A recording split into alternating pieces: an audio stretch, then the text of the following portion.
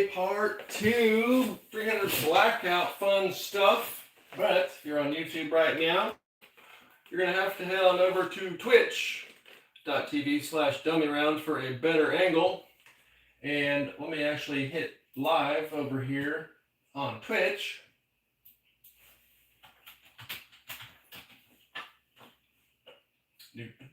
Stream to Twitch. Yeah, let's try that. Heading live. There we go.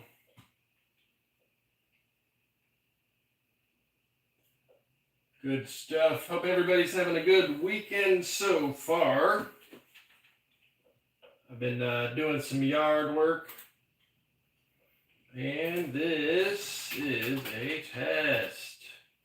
Look at that, it worked. What if I try it from this window? This is also a test. Oh, I gotta freaking log in even though I'm... whatever. Okay. Sorry, I'm new here. I don't really know what I'm doing. Alright. Back on over here to the YouTubes. Make sure to say hey when you pop in here. Where's the chat? Welcome to live chat. Remember to guard your privacy and abide by our community guidelines. That's right, guys. Got to abide by the community guidelines, which is why we are live on Twitch, showing the better view. But anyways, we're finishing up with these 110 vmaxes. And then we are potentially going to be doing some stuff for the Mosin-Nagant.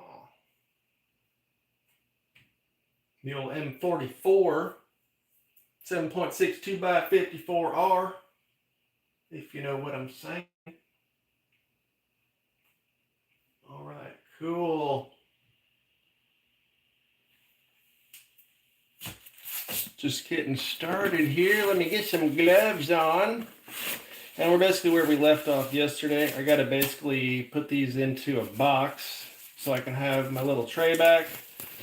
I collected those primers that I accidentally filled into a large tube, so that was fun if you missed that. There we go.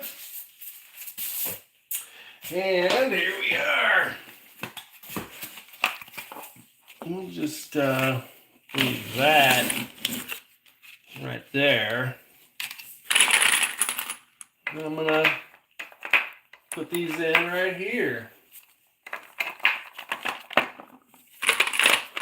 And do not worry, YouTube, we are not manufacturing ammunition. We are simply storing them in our little to-go box here. Simply, -1. 5-second rule. I win. Alrighty. Can anybody hear me? How's the audio? How's the video? Are we coming in clear?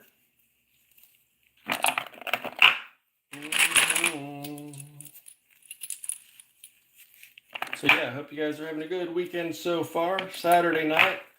It's a bit late. It is approximately 11:23 Central Standard Time. Can we just get rid of daylight saving time already? I think there's 2 states that don't do it. But all the others do, so it's silly. Yeah, anyways, did some yard work today, got nice and dehydrated. And yeah, had a nice pounding headache.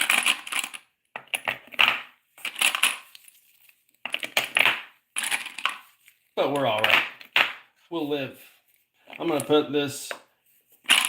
I'm going to... there we go. Look at them. Ooh, so beautiful.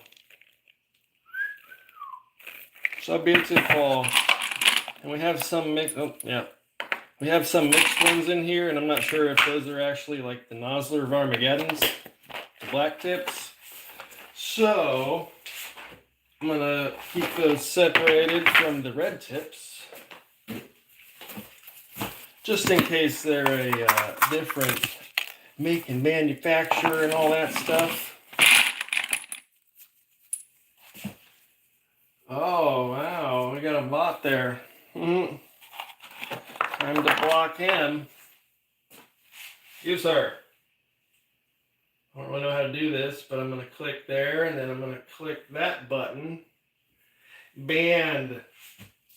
Suck on that, clown. Ban the bots on Twitch. Don't click on those links there. Don't do that.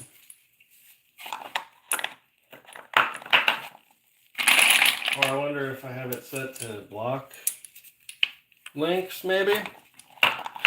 Oh, shoot. Tipping it. Making a dang mess here. And I got something in my eyeball. Wow, get out of there. Okay. We're okay, don't worry. I'm already blind to begin with, so losing another eye, you know, no big deal. Okay. So potential range day tomorrow, but I still have a bunch more yard work to take care of. And then I'll be out of town for the next like 3 weekends, so I got to get stuff done while I can. Because the weather's going to be changing here sooner than later. Mr. Crash, what is up? How are you doing this evening, sir? Have a good Saturday. It was quite pleasant here. We were about 85 degrees. Nice blue skies. Yeah, I was just cleaning up the yard, burning some of the sticks and stuff that fell from the rainstorms and all that good stuff.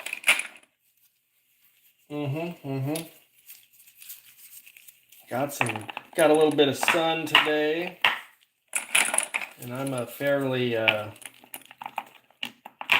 fair-skinned individual, so I usually burn pretty easily. Good. Spent 2 hours at the range. Got some good data back from your ladder test. Heck yeah, that was the 69 grainers with tack, you said? Is that what you were saying? I can't quite remember. Where did I put that other one? Oh, it's right here. So yeah, I've got maybe 100 projectiles left for the Blackout here. And then we're going to move on to the old, what are we saying here? 762 by 54R with the 180 grain, 311 diameters. Oh, shoot. Whoopsie. I apologize. Sending you on a, woo, buddy. Sending you on a ride there. Yes, sir. 69 grain BTHP over tack. 25.2. That's the jam. Well, that's pretty sweet. Get that out of here. Good deal. Well, that's sweet. What'd you say? Those were RMR projectiles from the old Rocky Mountain. Oh, I think that's what you said. Sorry, it's hard to keep track of everything. But I'm hoping to get some of these out tomorrow. Play with some of these vmax loads here. Oh. But yeah, whoopsie. I'm pretty sure the black tips there are also Hornady, but They could be the Nosler Varmagedons, so I'm going to make sure to shoot those separately. There.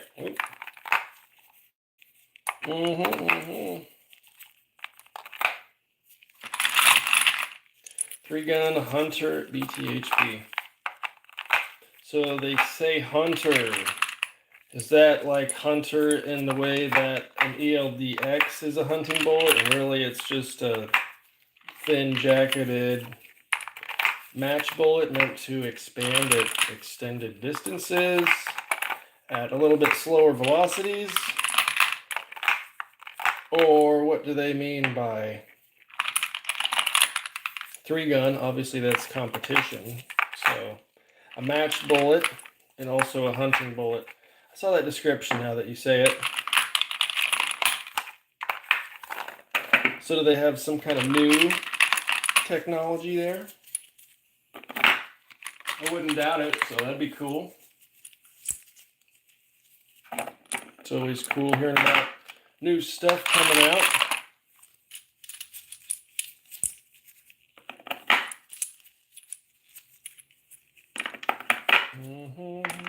I don't normally store my ammo in these little boxes, but these aren't necessarily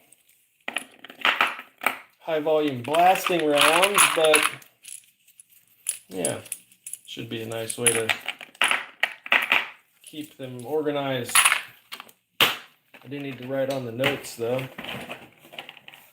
Do need to write down on the notes though. I mean, they all come with these little stickers where you can take your data. I might, they all have them. I might use it. Usually I just slap on some painter's tape with a Sharpie. So that's my normal jam there. You can see the dog got a hold of this one. Focus. Yeah, the doggo got a hold of this roll of tape, so that's fun. Mr. All Things Considered, what is up, sir? Happy Saturday evening / Sunday morning, midnight, depending on your time zone. Hope everything's doing well. Hope you weren't waiting. I know I said 10 o'clock, but I might have lied there. Oh, look, free bullet. Cool. Gonna give me the side shot, I see. Well, I have to abide by the rules. So over here on YouTube, you can see where to go to see the full view here. So that's what I recommend. Head on over to twitch.tv/dummyround, and you can see everything other than just the stuff sitting there and hearing me. I'm actually surprised it all works this smoothly. Hopefully it's smooth. Hopefully the audio is all right too, but I'm streaming Wi-Fi or wirelessly on my phone here. And then I've got the laptop over here so I can watch, and see the chat. And then behind me is my desktop that I had to put a wireless card in because I'm not going to run a Cat 5 cable. No need for that these days. It's 2024. We got Wi-Fi's. But I guess the 250, not gigabit speed, but 250 megabits up and down, that's obviously sufficient. Yes, YouTube dumb like that, about to hop on over and make an account. Made it to Twitch. What's up? That is you, Mr. All Things Considered. Is that right? It's hard to keep up with all the separate names and multiple accounts, and it's really dumb that we have to do that. But anyways, this is what we've resorted to. I guess on YouTube we'll just call it like the dummy round rambling radio show.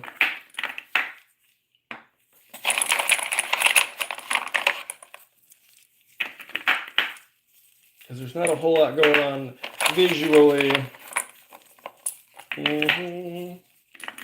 Wow, there's 200 complete. I might have 100 left of these to do. That tower is gonna fall over here soon.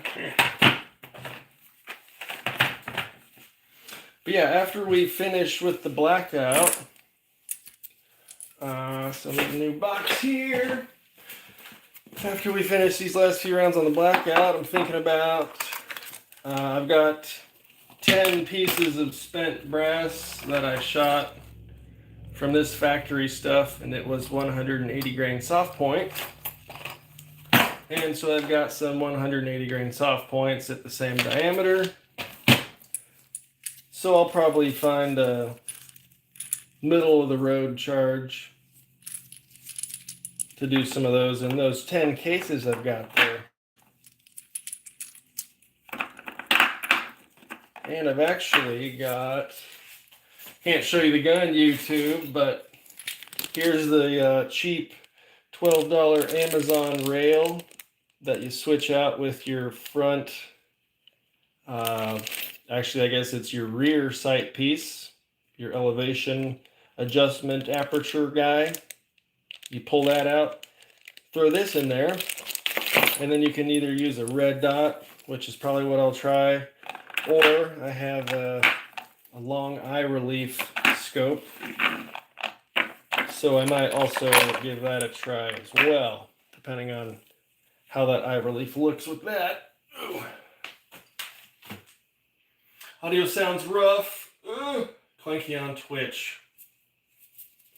What gloves do I like? I think I got these on Amazon. They were just the cheap, whatever was available. Nitrile. They're large. I'm 6'4", so they're pretty tight fitting. I have fairly large hands. So an extra large if you have really big hands. And sorry about the audio. It's just coming from the microphone here. So, unless I'm talking right here, is that better if I'm like 2 feet closer? Eventually I'll, you know, I want to get a dedicated mic and a real webcam, but this old $30 upgrade from Walmart, you know, didn't sound too bad.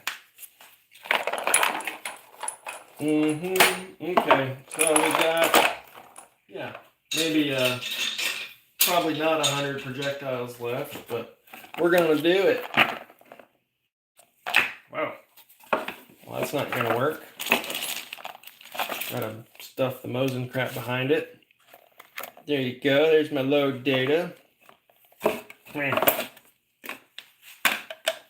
The curry corn dog. Sir, I'm not sure how appetizing that sounds. I'm just not sure.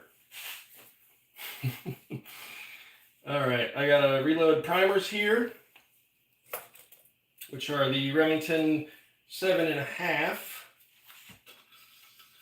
Try not to hit the camera. Don't hit the camera. And if you use the correct primer pickup tube, it makes it a lot easier to not have them flip upside down on you. Actually, honestly, the last corn dog I had, we did not get along, we'll just say that, and I violently expelled it from my life. Woo. I did also wipe the camera off, so I don't know if the little microphone got some lint or something in it. So this, let me get a little cloth. And microphone warning on Twitch. Ooh. Hopefully there's not like a piece of lint or something stuck in there.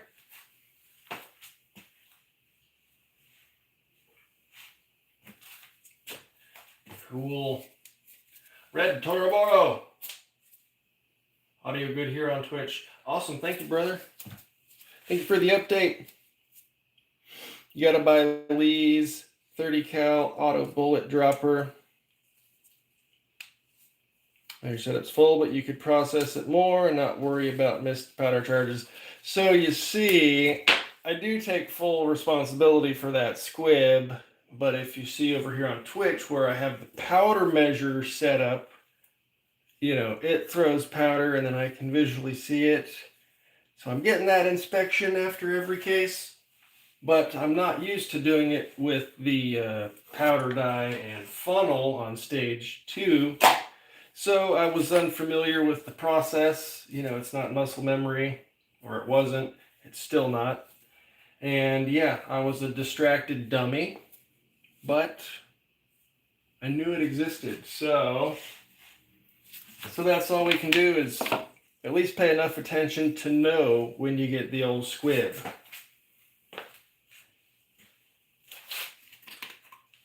But it does help when you fill up your case like 90% of the way and you can see the powder visually.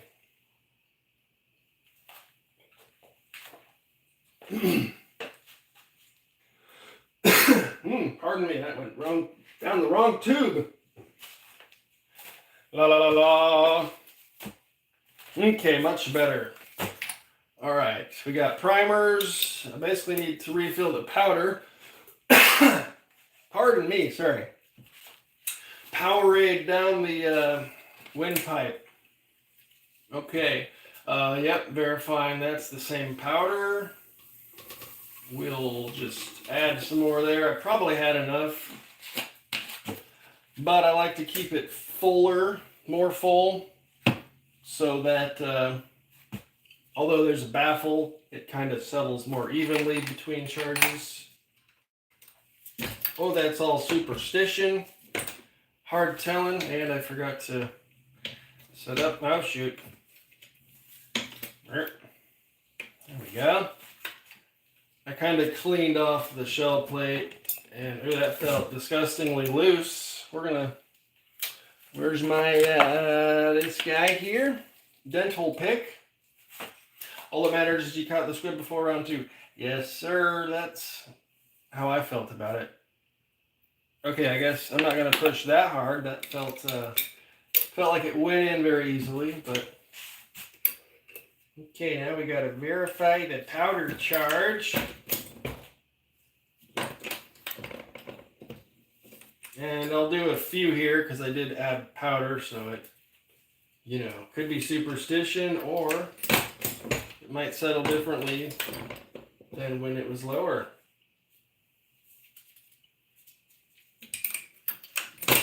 I usually like to do, you know, like 3 to 5 to 10 of them just to get it settled in. And let's quit knocking the table and we'll restart our scale that's been on for like 6 years. And once the little decimal point stops flashing, what are we reloading, Mr. Sean? This right here, brother, is a 300 Blackout, 110 grain vmax, or potentially a Nosler Varmageddon. Can hear you fine on Twitch, but sounds echoey. Oh, that's probably because I'm in this tiny little office and the camera's like up in the corner. So acoustics and reflections and that fun stuff. Apologies for the cheap setup. Since I'm an OCD maniac, on my bench I throw a strip of tape on your powder measure with the name of the powder being dropped. Well, I did that, but my note fell off of it, but I still had it sitting there with my bullets. So I still have my charge with my powder. I completely agree. You need to keep your thing labeled. Only keep one powder out and nearby. Know what I'm saying? Saw the H110 Thought Mag loads. Well, it is an excellent 357 Magnum powder. I do quite enjoy it for that. You found Harbor Freight gloves, and you need the XL. Don't know if, but I used our standard large and have small hands. Huh. 6'4". Yeah, yeah. Tall and lanky. 44 mag as well. That's what I hear. That is what I hear. All right. Checking our powder since we reset our scale.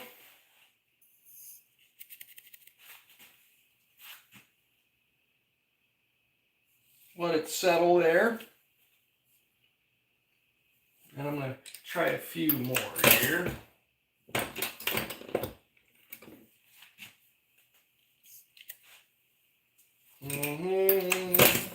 I can't say for certain that this bench is actually level, so we're not helping our scale out too much. So can we even trust the scale?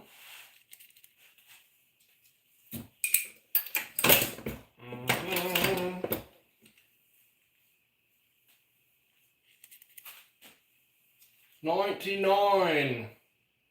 So that means I'm getting 19.8 for a 5-throw average. That sounds most perfect to me. All right, cool. Well, I'll stick that there and we'll get another guy here, and it's time to get it rolling.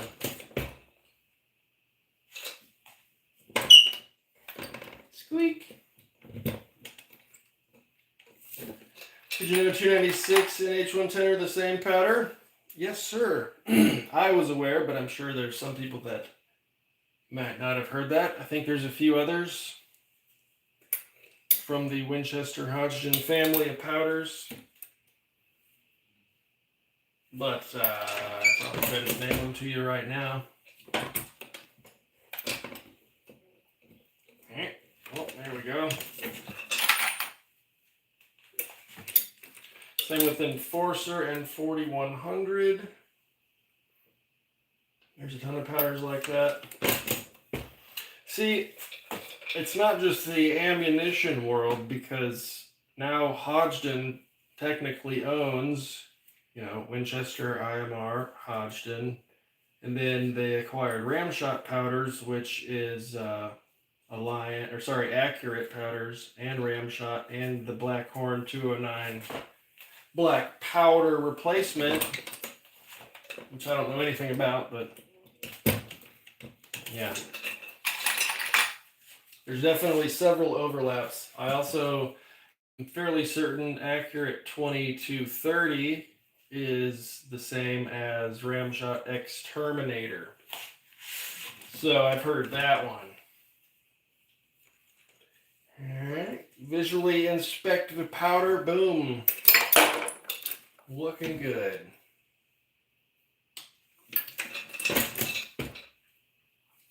And with a near complete monopoly, they try every excuse to keep prices high.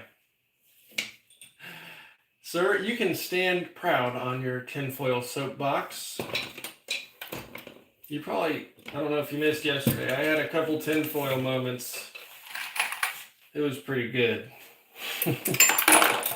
I've become, well, I've always been pretty tinfoily, but recently I've got like an entire bodysuit made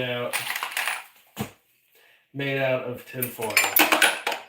I've got the entire tinfoil bodysuit.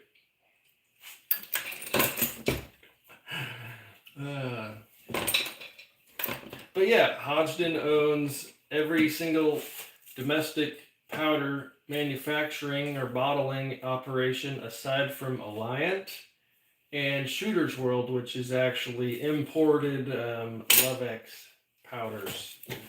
So Shooter's World is still hit or miss as far as availability, because they're sharing machine time with all of the machines that are cranking out powders for like mortars and big explosive stuff going on overseas. You know what I'm saying? That's why I watch it. Well, I appreciate you hanging out. It's fun to tinfoil every once in a while. But sometimes it's good to turn the tinfoil off.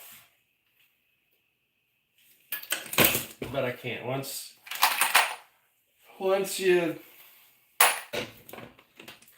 things are discovered, it's hard to look at things differently.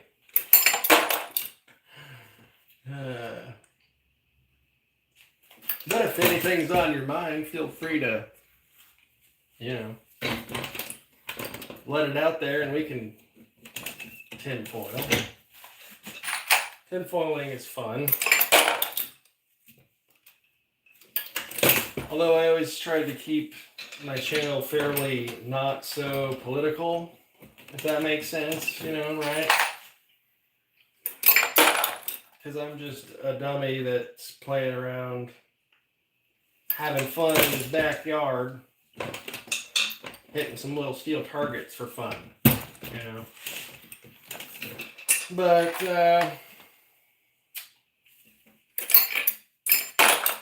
yeah, didn't want to ever get too political in my videos or start doing just that. But I could probably go on for a while. But I also think most of us are on the same page, so there's no need to preach to the choir, if you catch my drift. And I have pretty horrible speaking skills, and I pause and do the thing, and it's hard to make a complete thought sound comprehensible sometimes. So I'll just leave that space on the internet to those professionals, right? Because I started this for fun. If we just got on here and talk politics every day, that would make me angry, and that wouldn't be fun, so that's right.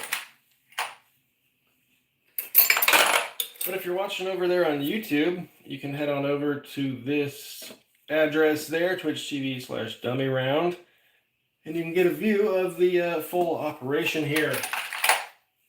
So we can follow everybody's guidelines, right? Okay, got patter, just double checking.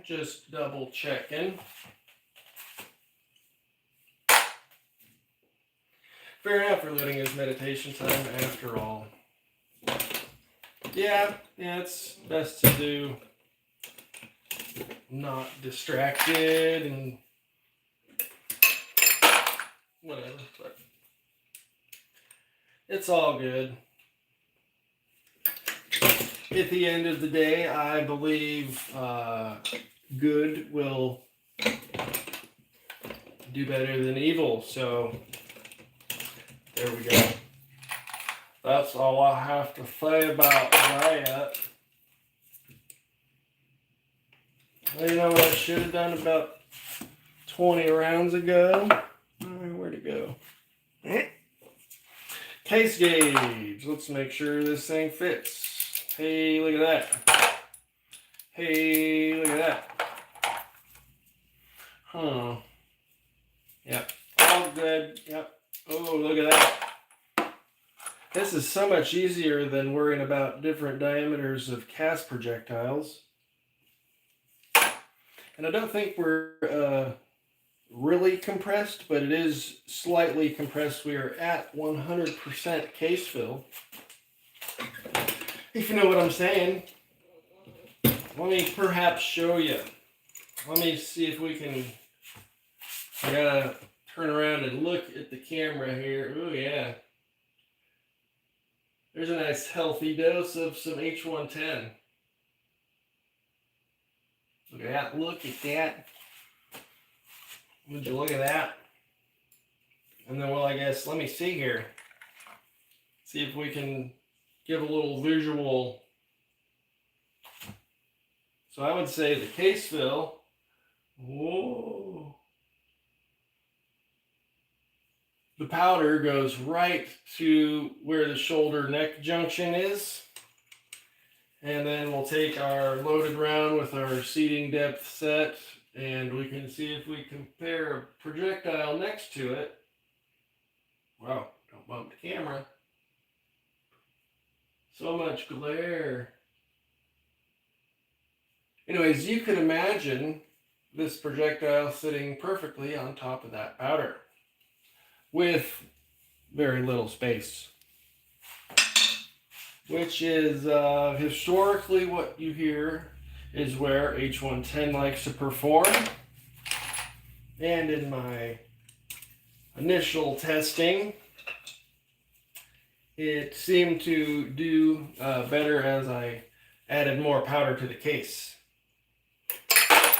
And the charge I'm on here is actually, I think I'm on middle charge, to be honest. I think it's the middle charge. But yeah, nice case fill there. And also no pressure signs from my initial load workup using the Lake City head stamps. Although now I'm using completely mixed head stamps, so it's going to be hard to tell, or it'll be really easy to tell rather, which cases have less capacity. As soon as I shoot some of them, oh yeah. And yeah, anyways, I got these projectiles from the American Reloading Premium Pulled Projectile Package, or whatever they call it.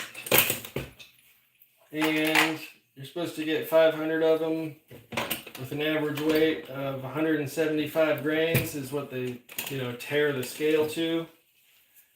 And I got a whole bunch of 110 grain vmax projectiles, which is perfect because that's exactly what I was most recently actually working on. So if I can have, ooh, that fell. That was the loose primer of the day there, folks. See if we can, oh, the old FCC, or FC223. Does it deprime? Oh boy. We'll go ahead and throw this one in the trash. There we go. And we can just set this primer right back into the cup. How about them apples? I'm a fan of apples. Apples are pretty good.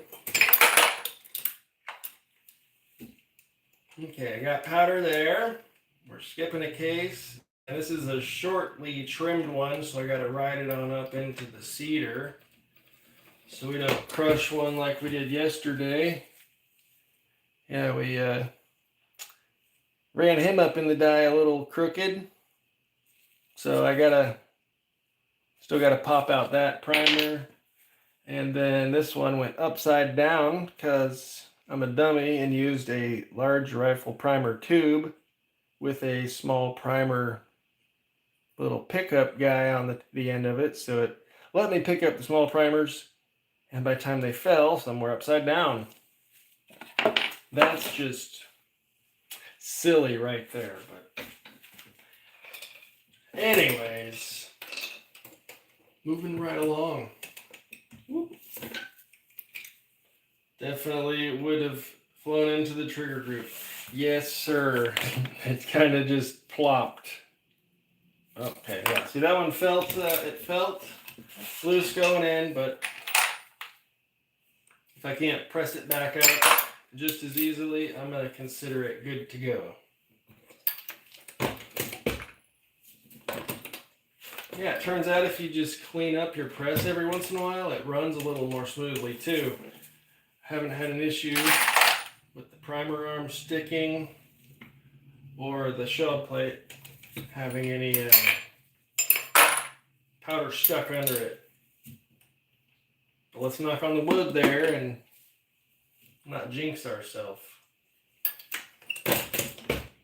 So has anybody loaded for their Mosin before? I need some tips. I have both the 308 and the 310 expander mandrels. So what should I be using there with the Mosin with my 311 projectile? Yeah, so 308 and a 310 expander, which they really make 2000s undersized, so they'll measure smaller because you need neck tension to hold your bullet.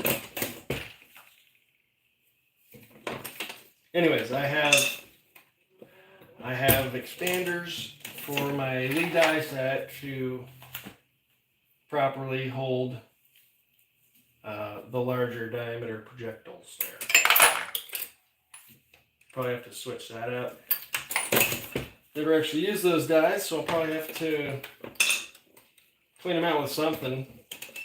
At least try to swab them out of any metal chips or whatever from the manufacturing process, because we all know how good Lee does sometimes on their cleanup and whatnot. Alright, there we go.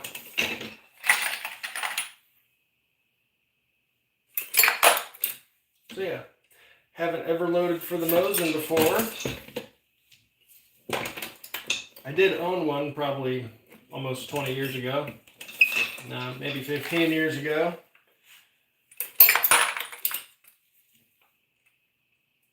I went through about a spam can and it got annoying with the old sticky bolt syndrome. And that's basically because I was bad at cleaning it, and shooting corrosive ammo and then not cleaning is especially bad. So, you know, that Mosin got traded for a, what was it? It was one of the New England Firearms, an NEF. I think they call it a partner or something. It's just a single shot break action. And it was chambered in 17 HM2. So I think I might have put about 30 rounds through it over the last, the last 10 years whenever I traded that off. And then actually I traded that silly little NEF break action 17 HM2 for the Mosin I currently have. So that's pretty funny. In my eyes. Funny to me. You know, the world goes in circles and all that fun stuff. Dumb question. Have you used Lee, RCBS, or Redding dies in the Dillon? Interested in a Dillon, but don't get all new dies as well. Yeah, I don't own any Dillon dies. Everything I've ever used on my Dillon are like mostly Lee, mostly RCBS, and I'll probably use, whenever I decide to do a bunch of 308 and finally get that load worked up, then I'll be running a Redding, and I'll be weighing the charges off the Charge Master, and then using the charge die instead of the powder measure. Wow. So we can do some precision loads while still being, mostly progressive. But no, I've never had to use Dillon dies on a Dillon just because it says Dillon. Although, Dillon dies are supposedly very well regarded. And another aside to that is that they've been way behind on their carbide production. So, or rather their supplier of carbide for their dies, which are, more sought after for progressive loading for obvious reasons. They're harder and last longer, and lubrication and all that fun stuff. So they've been backed up on the production of all their carbide dies. So you could probably get a standard set. Oh shoot. You could definitely get a standard set of Dillon dies but their carbide stuff, I'm pretty sure they are pretty backed up on a lot of that. Almost lost a bullet. Great to know, thanks. Yes, sir. Yes, sir, indeed. Yes, sir, indeed. Well, there we go.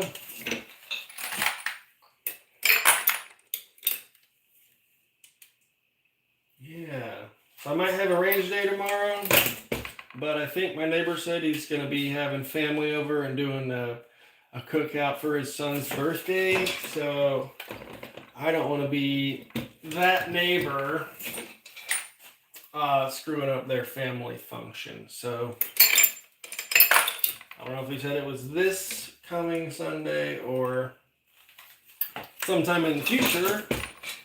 That would have been a good detail to gather, but may or may not have a range day. So you know. Yeah, I was planning on range day with the 300 Blackout. I built a new. If you missed the conversation yesterday, I swapped out a barrel. I had a 7.5 inch 5.56 barrel. It was like super duper crazy overgassed. So I threw in a 7.5 inch 300 Blackout barrel. Found it for like $30. I was like, heck yeah, why not? Let's build a little shorty guy. So being the 300 Blackout fanboy that I am, well, now I have 4 varieties of 300 Blackout. It's a lot of fun. I don't even have a suppressor. I don't even have a can, and it's my favorite cartridge.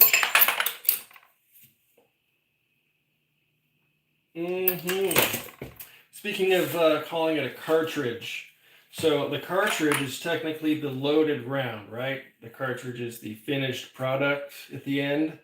So people often say, what caliber are you shooting?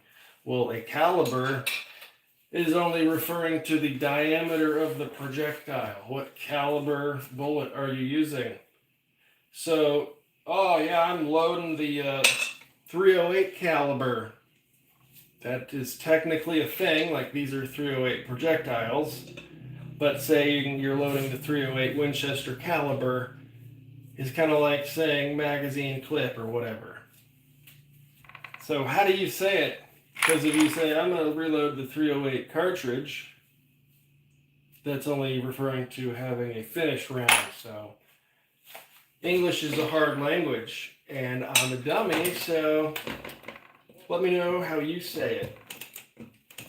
How do you say it?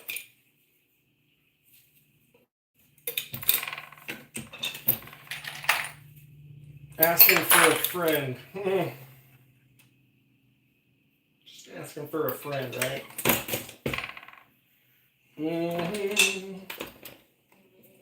But anyways, if you're over there on the YouTube vertical stream, I guess that's a thing I wasn't aware of until yesterday. Head on over to Twitch there, and you can see the full operation. Unless you just like the conversation on the YouTube here. No problem either way, but Twitch, you can see the chat from both platforms, which blows my mind.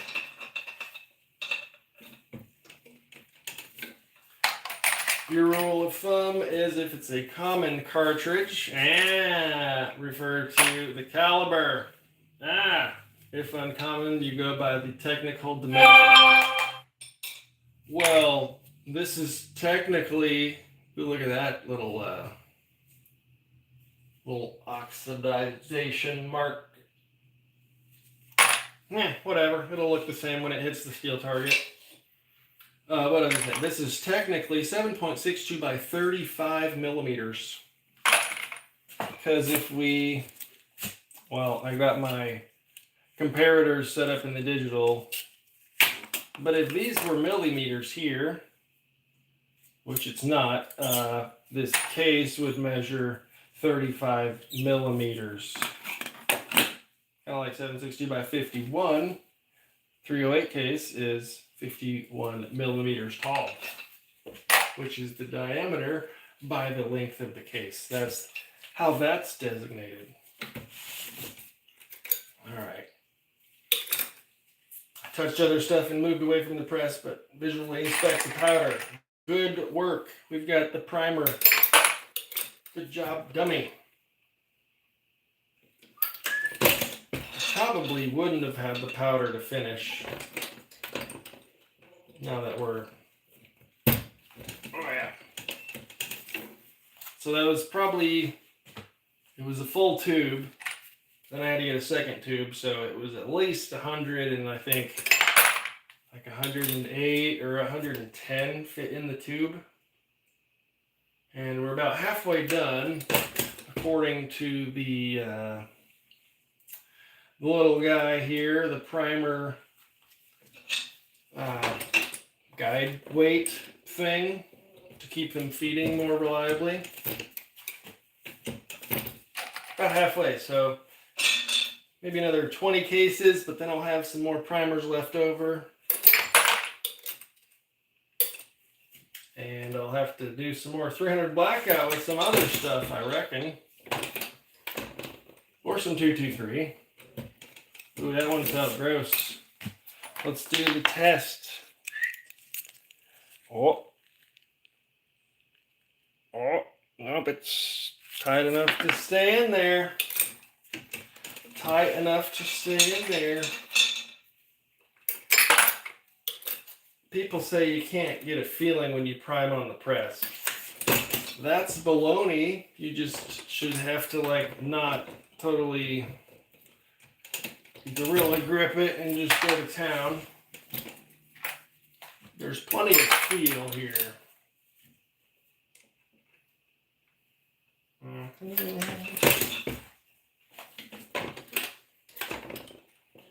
Did a borderline dumb thing today. I had to know your 300 Blackout would be suppressed if you had to. God forbid, shoot in your house. So the last shot of your day, no one was on the range and you let one rip. It was loud, even suppressed, but no ringing, so hearing safe. But now you know. Yeah, apparently if, hearing safe, you can do several magazines before it's not any longer hearing safe. But I've got a couple buddies with cams, and they help a ton. But suppressed 300 Blackout, that's awesome right there. I haven't done a lot of research into it, but there's a lot of people that shoot a lot of suppressed 300 Blackout. And they talk about the cleaner powders, the less gassy powders that still function, the quietest powders, which ones have the least pop, and all that stuff. And these aren't things I've even considered.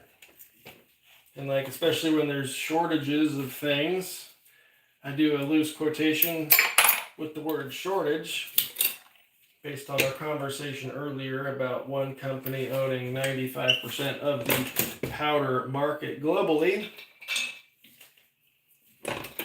So anyways, when everything's available, people have like 50 different powders to pick on to load suppressed 300 Blackout. Words are hard there. So yeah, lots of research, not by me, has been done into what are the quietest powders, the cleanest powders that don't blow back gas into your face. All that fun stuff. Oopsie.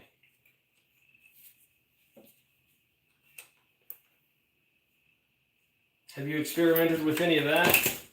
How, quiet different powders can be? Or like squeaky, or do you have you tried for different cleanliness or gas levels with different powders? Otter Creek's Labs polonium Had to take a second and look at that word, 30. The polonium 30 is $750 after tax stamp. The Recce 5 is well under $1K. Affordable, totally worth getting. Wouldn't worry about powder, just shoot it and clean it. Just shoot it more to clean it. Isn't that how you clean out your can?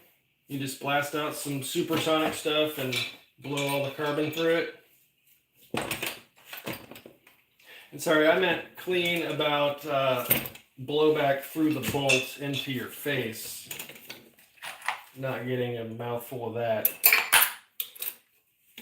But I know they make bolt carrier groups and charging handles that also divert a lot of gases and stuff. So I guess if you employ all that stuff and you don't mind some of the gases just blasting out down into your trigger group or however that works on top of the bolt carrier group, I guess. So that might get dirtier, but the gas isn't going to be coming out into your face.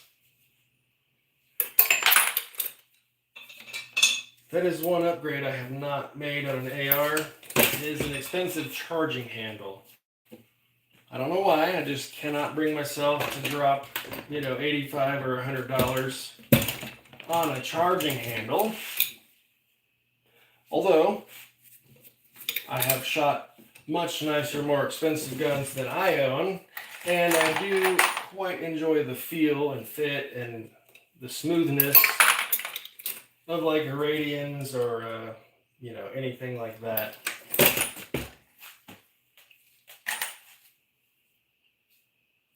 Anybody have experience with Gucci charging handles? I've been upgrading some of my triggers here and there. I really like the Timney, what is it?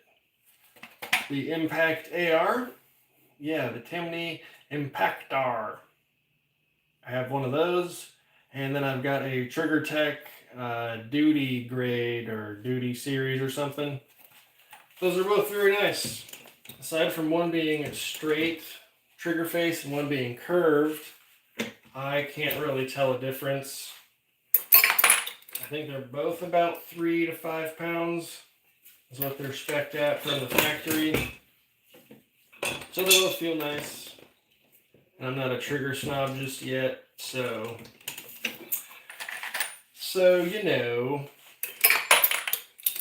those feel pretty good to me. I think I got them both for about $120 maybe on sale at different times. And I know there's some triggers that are like $400, $200, $300, $400.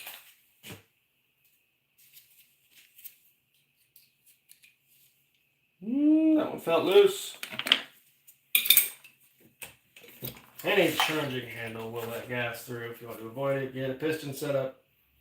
Yeah, I've heard that too. That makes sense. But I guess some of them have like a different channel cut down the middle or something.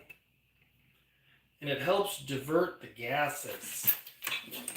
Well, like you said, you're always going to get some sort of gases. So it's probably more of like a marketing checkbox than a real feature. They say, look, we machined this little vent here. So now it's got extra abilities that your mil-spec charging handle does not have. But again, I don't know. I don't shoot suppressed, so I'm sure that might matter to some people. That being said, I do like the ambi, more easily accessible handles and stuff they make. Those are definitely a plus.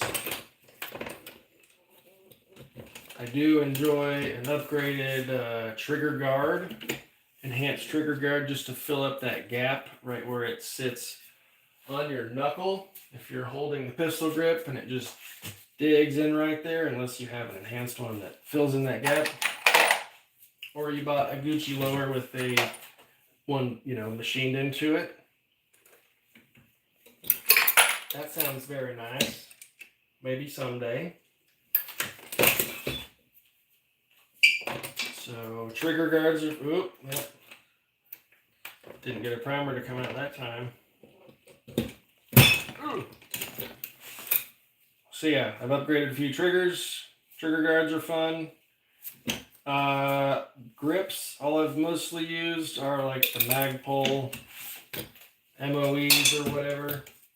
Those are nice and slick and little storage compartment or whatever.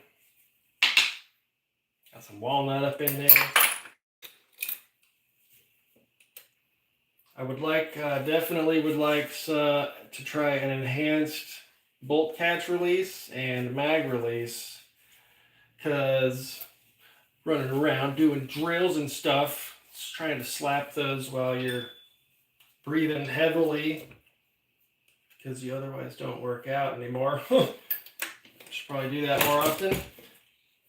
Yeah, the enhanced buttons would feel nice and also provide perhaps enhanced tactical abilities.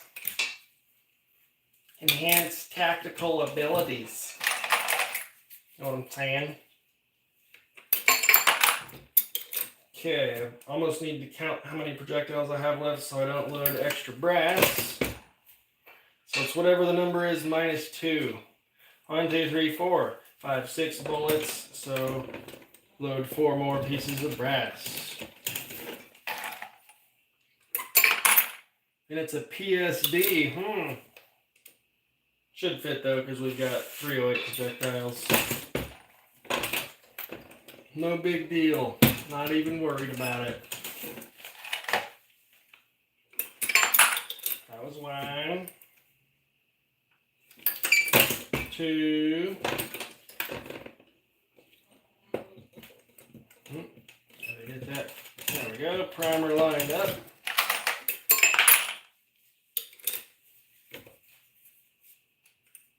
3. So yeah, we're about to move on to the old 7.62x54R.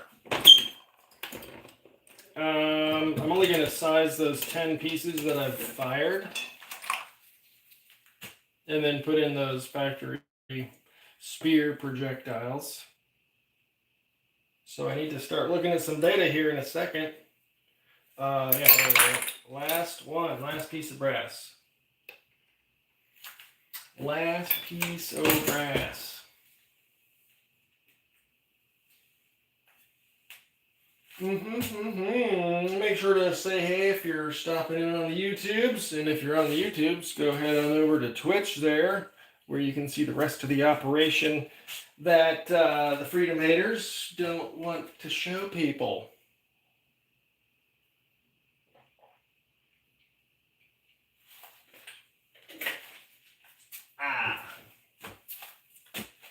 Delicious hydration.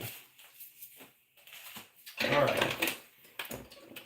That was our last piece of brass, and I've got 1 projectile left.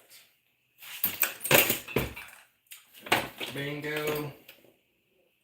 But as you can see, we still have primers in the tube, so I'll have to finish those some other time. Unless you guys want to see more 300 Blackout, would you guys rather see that?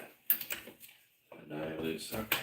That die is good, it just feels different when there's only 1 shell on the shell plate rather than 4. And last round check. Oh, it clunks. Bloop, bloop, bloop, bloop, bloop. Cool. So those are my black tips. I'm going to shoot into a different group because they could potentially be, oopsie, the Nosler brand. I'm not certain. I believe they're Hornadies, but if they're a Nosler Varmageddon, then they'll probably shoot differently. Oopsie. There we go. Yeah, they look very similar, but they could be different brands. They could also be the same. Oh man, don't that purdy? You got different brasses, But, yep, I like it.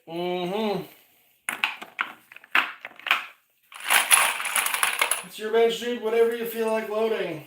So the truth is, I have about 78,000 projects that I need to do. So whatever you guys would like to see or talk about or discuss or whatever is kind of what I'm here for, is to conversate about options. Oopsie, sorry, I bumped the phone there.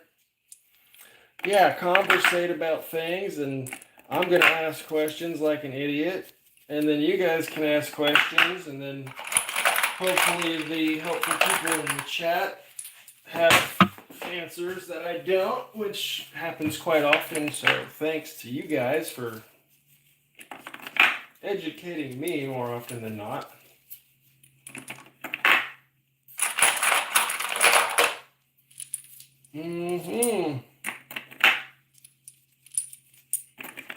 I don't know if I want to fill up another box, so I'll have to put any remainders in with the black tips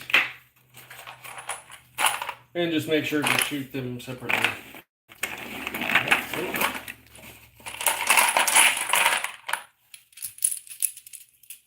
But I still have an ammo can down there full of 30 cal projectiles that are specifically for 300 Blackout, so there's no shortage of those. Ooh, looky there.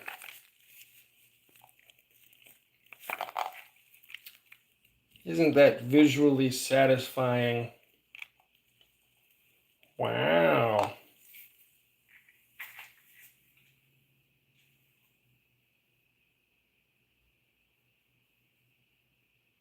That's a lot of deer.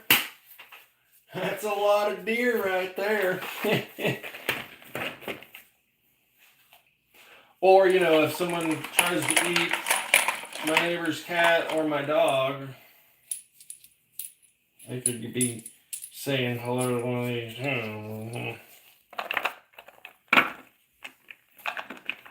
Sorry, did I say that out loud? Fair enough. What has been your pet load for 23556? So, to be honest, at one time I had several different powders. I had probably 7 to 10 different, you know, SKUs of powder, but I had 2 or 3 pounds of each one. So collectively, I had a lot of powder that I could use.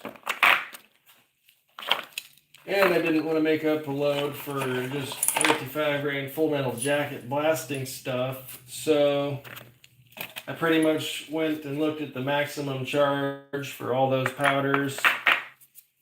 I went down by like a grain or so. I shot 5 of them through my 20-inch barrel and my 16-inch. And they all cycled. And they shot the target offhand at 50 yards when I was just standing there. And that was good enough for me. So those are my pet loads for 223. Although I'm working on, well, let me see if I can grab it here without screwing up this camera and stuff. Oh, yeah. What are these? So I've got this gross Winchester brass that was once purple, but it's like gray or black now. These are the 75 grain black tips. Focus camera. Anyways, I think those look pretty sweet. I just got them color coded. These are CCI 41s, I think, so I can have a cool guy load. Right now I've just got 10 rounds of different, 4 different powders, 10 rounds, moving up incrementally in the charge weight so I can capture velocity. And then if I can chart that and find a little node in the velocity, maybe that'll point me towards where to go with an actual load.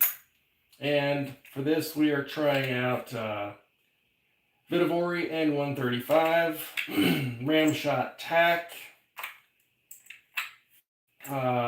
Winchester, what is it, Stayball Match. Yeah, Stayball Match.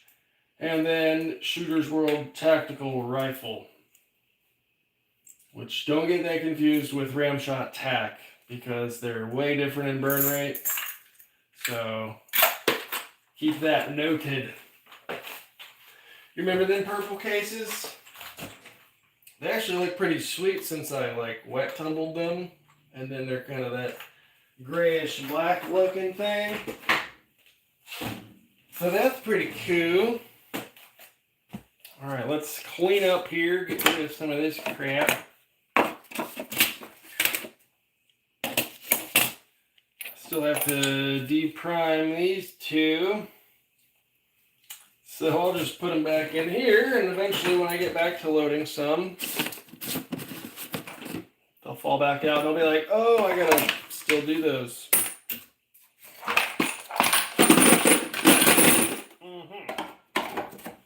And I think it was you that were saying you don't mind if you have to load them hot and you don't get those primer pockets back because it's something you're only going to be using once. That's kind of where my head's at with those black purple cases. Mr. Tactical Rabbit 308, how are you this evening / morning, sir? Hope you're doing well. We just finished up with the 300 Blackout for now. Here's some of them. And it looks like we got at least 250 boxed up plus the mixed colored box there. So that's a lot of deers, brother.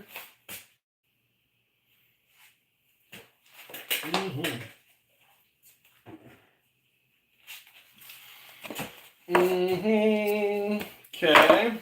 Alright, probably get all this crap out of the way since I'm done blacking out for now. And then we'll move on to the Mosin-Nagant. Oh. Sorry if I sound like I'm broken or something. Just doing yard work, so my back hurts today, okay? Yes, sir, correct when it comes to hunting defense. Don't care if those cases last. Only that they work. Yes, sir. Yes, sir. That's exactly where my head is at with that load. So if those somewhat loose cases that only got shot once from the factory are somewhat blown out, but I can definitely feel that they are holding the primer in stably, then if I only get one more shot out of that piece of brass, then that's cool with me. Okay, I should have just put that back in the bottle of powder, which I need to put up since I'm going to switch to the Mosin. Yeah, here we go. We got some 180 grain spear hot cores. These are trash. Cool, those are empty. Let's throw that crap out. Throw that crap out of here. There's my wicked scope mount. Okay, I really need to empty that powder. I guess we can do that real quick. Drop it. There we go.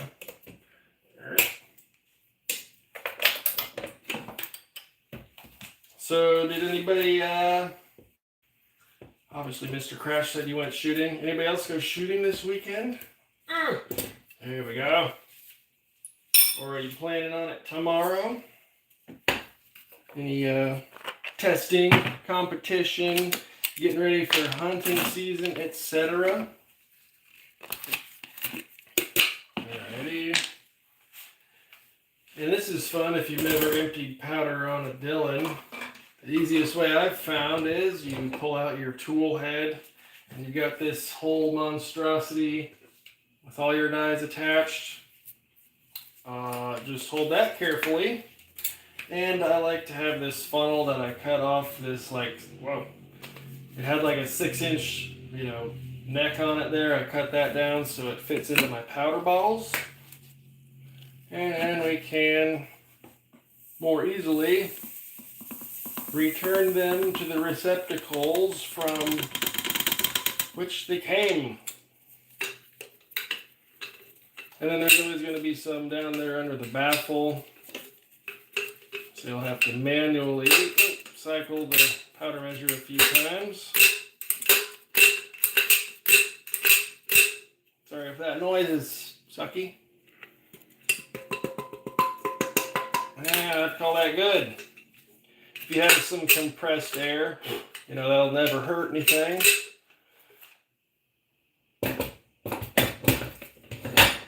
But yeah, simple as that. Takes about 30 seconds to empty your powder. And I guess we can loosen this up since I'm not using it. But this little arm here lines up perfectly where that pin goes. So sometimes that is troublesome there. Good. Out here. Okay. And we'll return this little arm here just so I don't have loose pieces hanging around. Put our tools back. Once again, I need some compressed air. There's not a lot of powder spillage, maybe like 10 whole grains worth of weight. Maybe 10 grains worth of weight. Okay, YouTube, we're moving here for a second.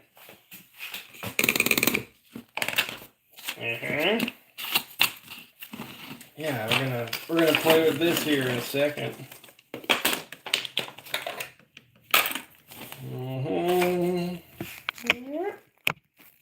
Ooh. Let's see. Alright, we gotta look at some load data here, folks, so I can learn how to reload this.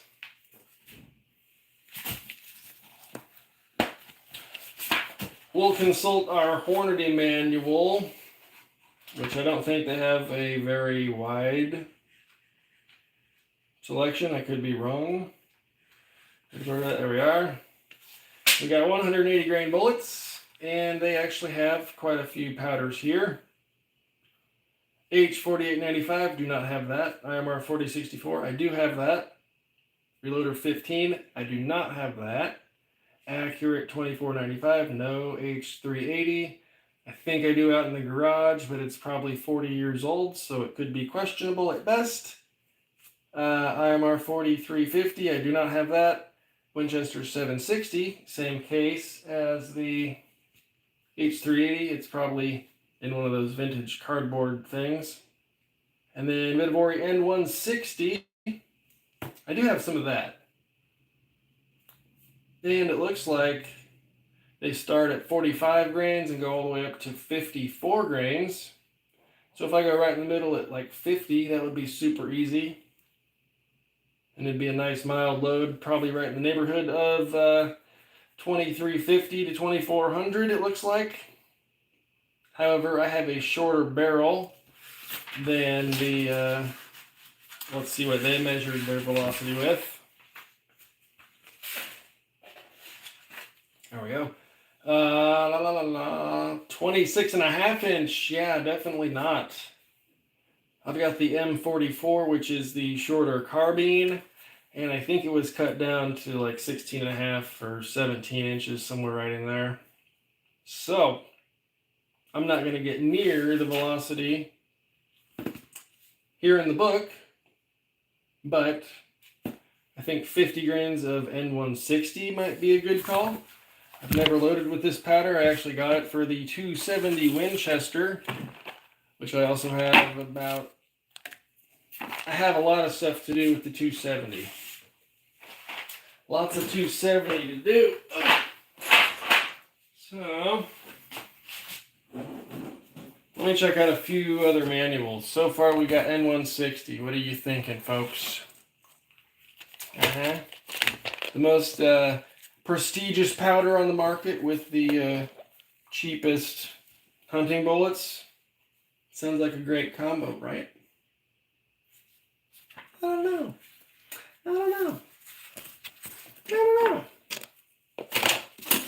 Okay, I keep moving crap around. I need to just... There's one book. Let's see if we can avoid unplugging the operation here. I see a Lee manual. Oh, don't pull the camera. Okay, I got a Lee book in here.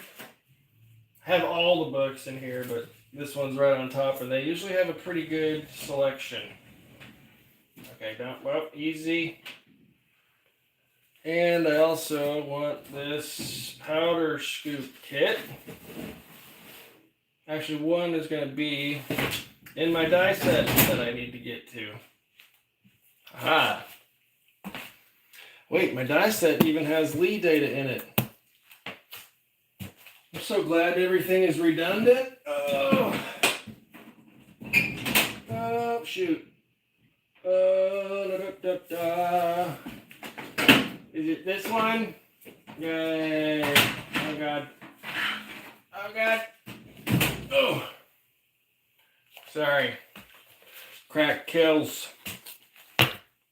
If you saw my butt hanging out, I'm sorry. Okay, look, I have Lee data inside the Lee book. It comes inside my dies. Alright. Check it out, YouTube. Let's have a look here up close. 160 grain jacketed bullet. Oop. Oh, there it is. What do I have? I've got 4064. We have some Varget 8208. And Lee does not list N160. Let's have a look here on Twitch now. What do y'all think? You can't see any of that, can you? All right.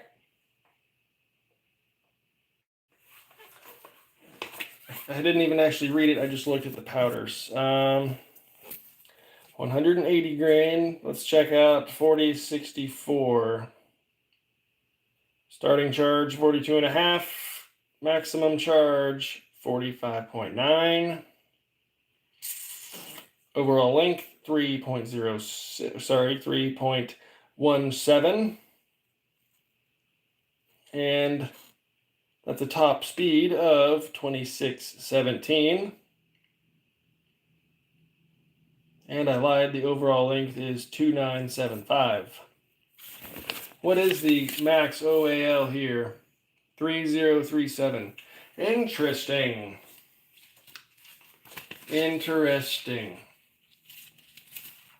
Let's see if the Lee manual says anything else. Excuse me.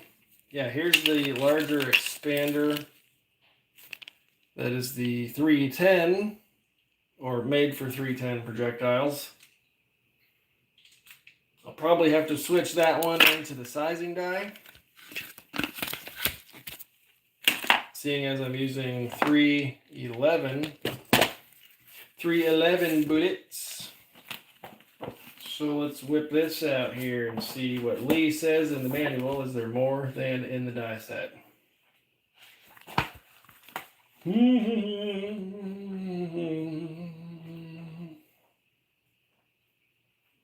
Come on, where are you at? 308. We have Winchester, 300 RSOM.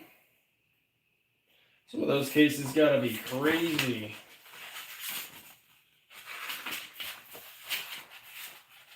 3040 Krag. Hornady put it before this, but now it's coming after, it looks like. Holy crap, there's 38 pages of 30-06 data. I should probably get one of those someday. 30-06 just seems like one of those cartridges that you should have. Anyway, oh, shoot. I found it and then I went to scratch my neck. Okay, here we are. From the Lee Manual. I think that's the same data we just saw. No, H4831. I want to use that, I think. Should we go with H4831 or the Vitivori N160? I've already got the N160 sitting out. I've never used it, and I don't think my Mosin is Finnish, but this powder sure is, and the Finnish make Mosins, so it seems like that's what we should be doing. Okay, it's a done deal. N160. Oops, sorry, camera. I'm probably going right in the middle there with 50 grains. All right, let me clean this crap off. We're going to have to move this over. Gotta relocate your Twitch. Pardon me. Pardon me, excuse me. Excuse me, pardon me. Yep, hang on tight, we're going on a ride.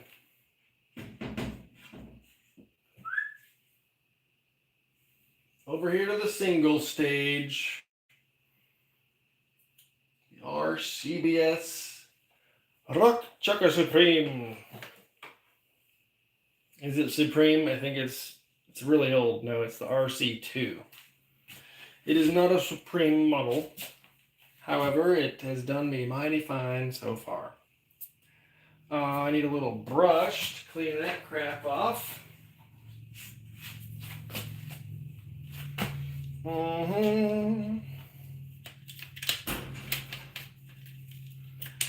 Oh God. And if anybody has a rock chucker, you know how much fun it is to catch all of the jumping primers that come out of the catcher. When you resize them or deprime, they just shoot down the little ram and go flying at you. Oh, gotta throw this crap out here. I'm only doing 10 cases, so maybe this could, I think I'm going to try to take this segment here and turn it into a YouTube video, so I'll be able to chop it out of the Twitch stream. Clean up the press here. It's not going to be super pretty, but we'll be Mosin loading. It looks crooked.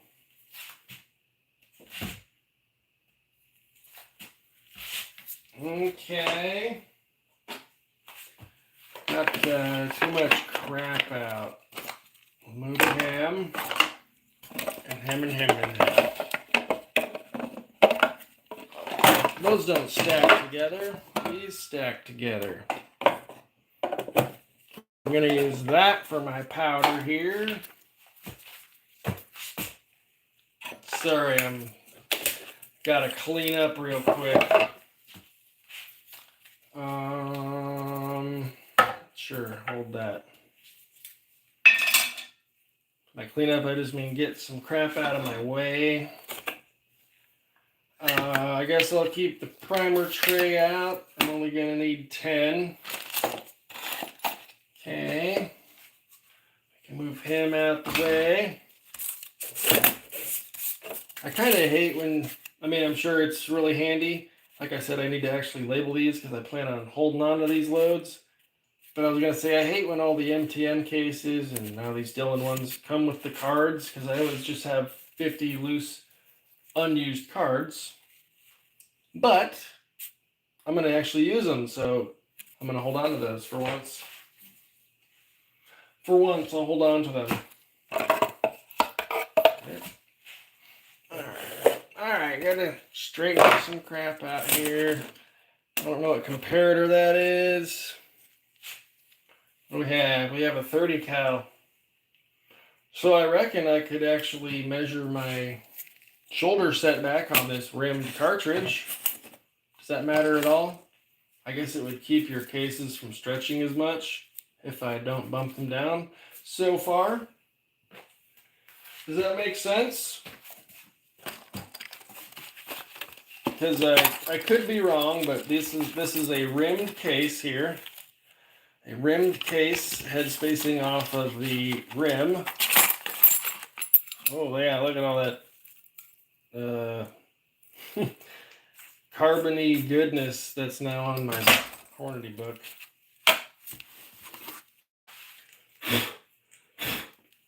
Delicious. These need a little TLC. I might need to hit them with some, just a paper towel or something to get some of that crap off.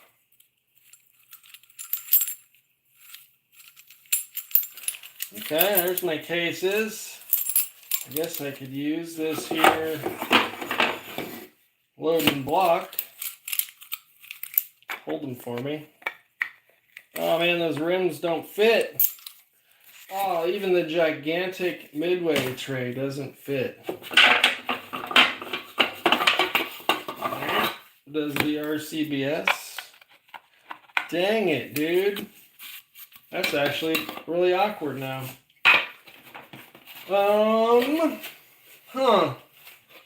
Shoot. I'll have to size everything. I'll just use these bins for now, I guess, but I'll just have to add powder and then seat before I do anything else. Okay. No problem. Here's what the finished round should be very similar to, but just a slightly different projectile. Up here on Twitch land.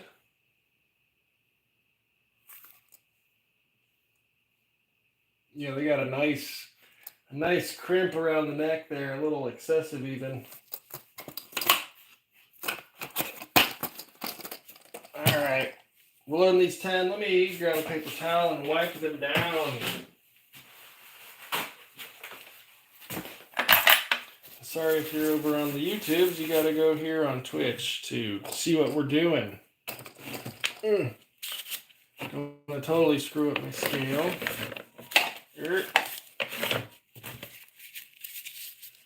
Yeah, there we go.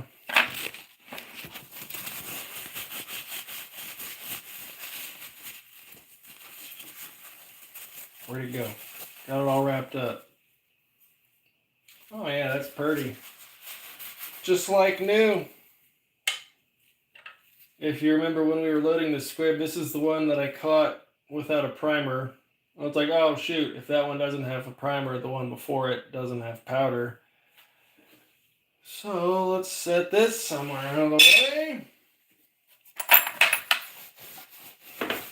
Also got this nice bucket of Lake City Match 308 I need to process, so that'll take a while.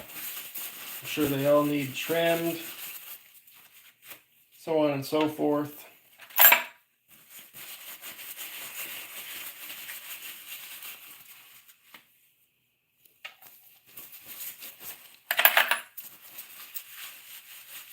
Yeah, sometimes your rounds don't fully need, tumbled and polished and wet tumbled with pins and Dawn and all the stuff. Sometimes a paper towel is sufficient just to get a reload going.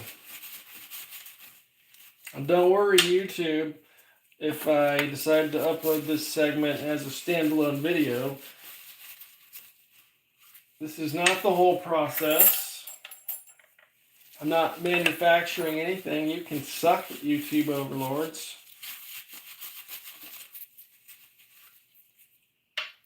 And what you think you might be saying, you're just confused about because you don't understand. Don't judge me. We're playing with the Mosin food today. Alright? Alright. Perfect. Yeah, those cases were not clean, but obviously not super dirty. That just looks all washed out because of the lighting for some reason, but whatever. All right, now I need some lubricant. Lubrication. All All right, gotta move this so I can open up my drawer. Get some of them lubrications. Also, I've been amassing these Hornady overall length or modified cases to use with the overall length gauge. They don't make one for the Mosin. Is this the one that was open? No, that one's brand new. Where's the half-used open one?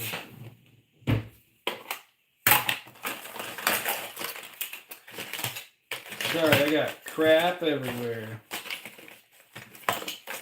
But yeah, they don't make one for the Mosin because they don't know your bullet diameter, because they range from 308 to 312. Something crazy like that. Whatever, I'm going to use this can of Redding Imperial sizing die wax. Is it down there? Hello? Nope. Okay. Speaking of sizing die, I have to change the expanders in there like we said. Sorry, YouTube, you can't see.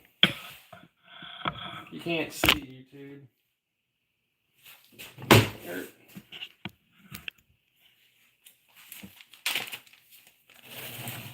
I'm gonna have to eventually get to that, but look, we have a scoop, so I should be able to trickle my 10 charges without too much trouble.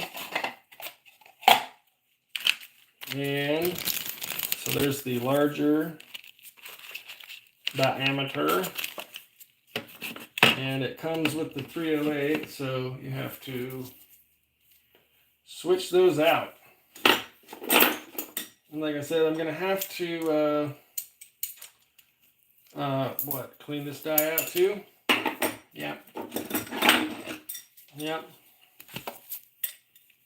So time to do everyone's favorite. What was that? Fall in the primer? Primers? Of course. Time to do everyone's favorite Lee die maintenance. It's generally easier when it's in the press. And let's move him over. There we go.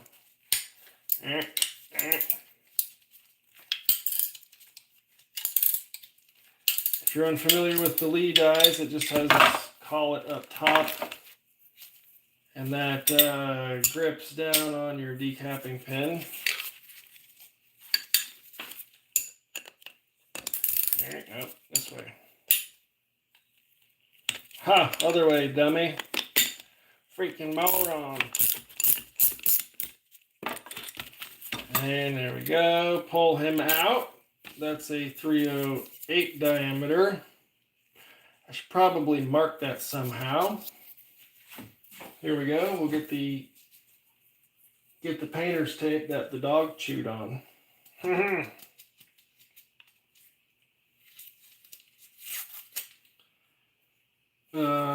Shoot. What a mess. What a mess. Oh no.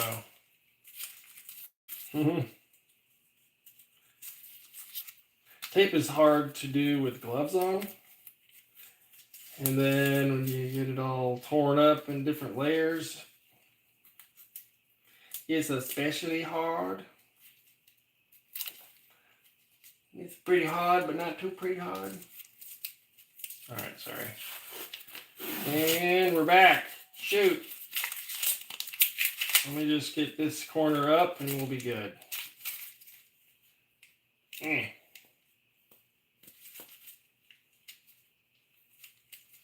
Okay. Well, that's... This is not going as I planned it to do. Come on. I just wanted a piece of tape so that I could wrap it around this decapping pin and write 308 on it, but just having some sloppy blue tape stuck on will have to do. Sorry, it's got little holes in there because the doggy chewed on it. So, you know, it's pulling from 10 different layers and falling apart. And we'll use our Sharpie that disappeared to over here. 308. Okay, And I'll put that back in the bag. So the bag's mislabeled, but the pin is correctly labeled. I gotta put him back in, except I said I was gonna paper towel him down real quick.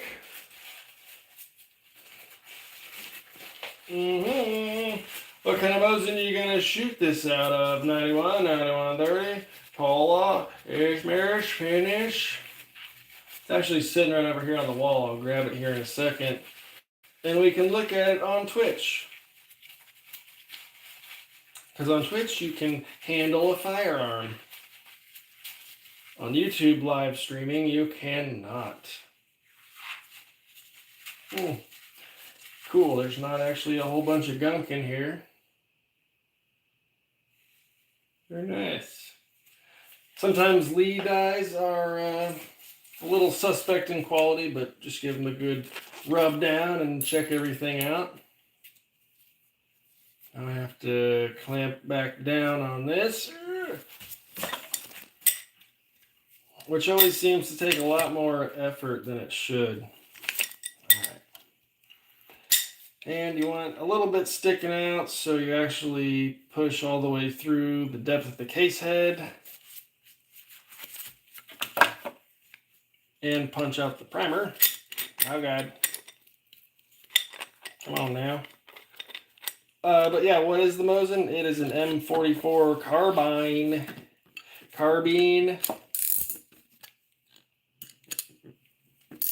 I forget which country it came from. It's a whole bunch of mixed parts with different serial numbers, and it was obviously just slapped together at one point so that they could say that there was another Mosin on the books. There we go. So although I cranked down on that pretty good, it's probably not tight enough, but we'll figure it out here soon. And don't worry, YouTube, I'm not going to be able to get the shell holder out, so we won't be able to load the dang thing. Come here.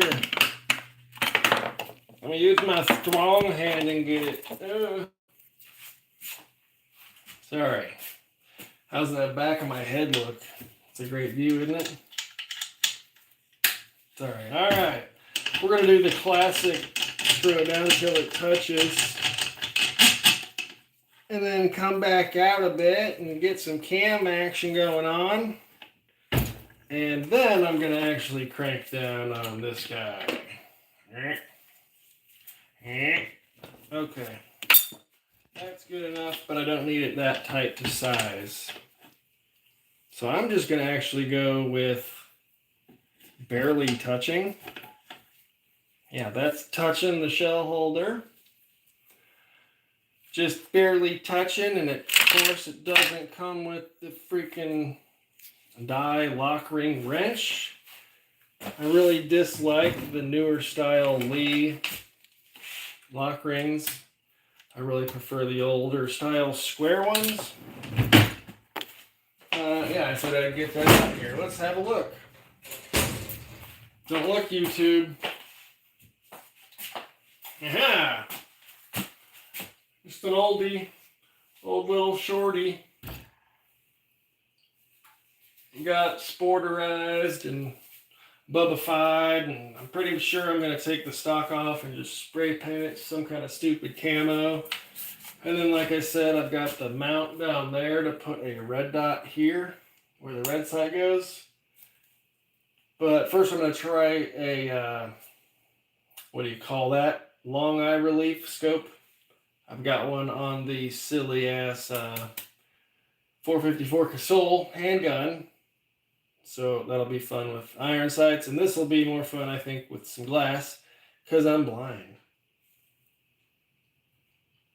But yeah, it works real good, like. It's got the classic, let me see here, 73-inch trigger pull. Watch how sloppy this thing is. Still not going. Yeah, it's like a ½ inch of take up. Pretty crazy. Yeah. Anyways, that's the old Mosin. I don't really want to put a bunch of money into it, but I was thinking about doing the Archangel stock. And then with the glass and whatnot, it could be a pretty formidable, fun little toy. You know what I'm saying? Mm-hmm.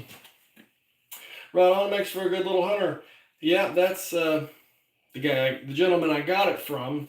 He said he just wanted a nice little kind of lightweight hunting rifle he could bring around, that he wasn't super worried about getting wet or if it had to get ruined or whatever. That was the one that could do that.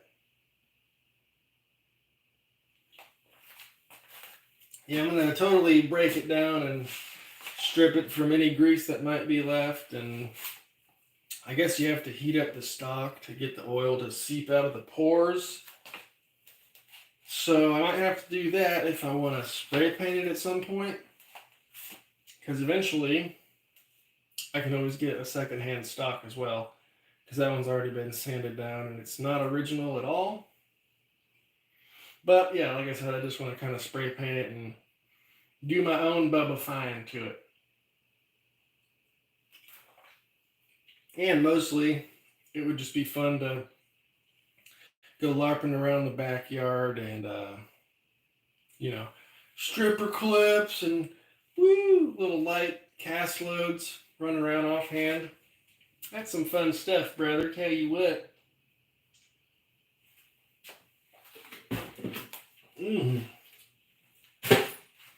Sorry, pardon me. Had to get a little hydration going on. All right, so that's about as minimal cam over as you can call cam over. So throw this one out, get a new one to wipe lubricants on.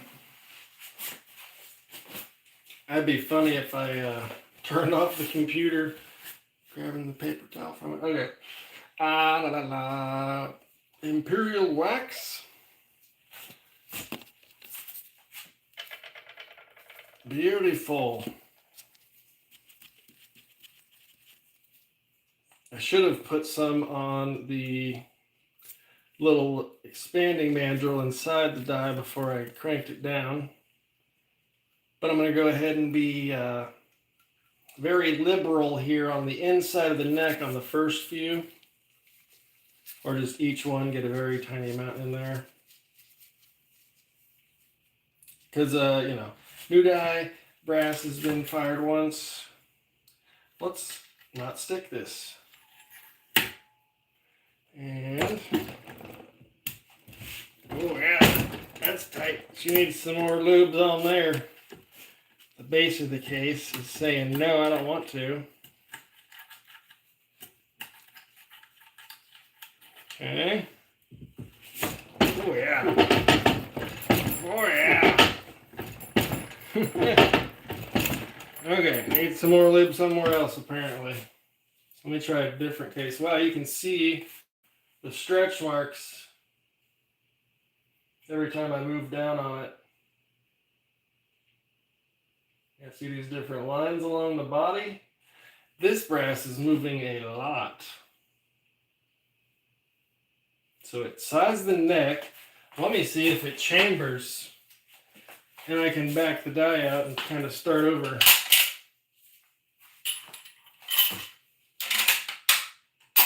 That's pretty tight. But it chambers. My neck was resized. Huh. Let me back that die out a bit, because that seemed pretty excessive. And I still didn't hit the primer, so... Huh. Okay, don't fall over there. Alright, back to the crappy lock ring. And it was touching. I'm going to come out like a quarter turn maybe. It might have been a sixth or an eighth of a turn maybe. Try a new piece of brass and make sure he is properly slicked up. because I'm not trying to stick a case here, and that would be embarrassing.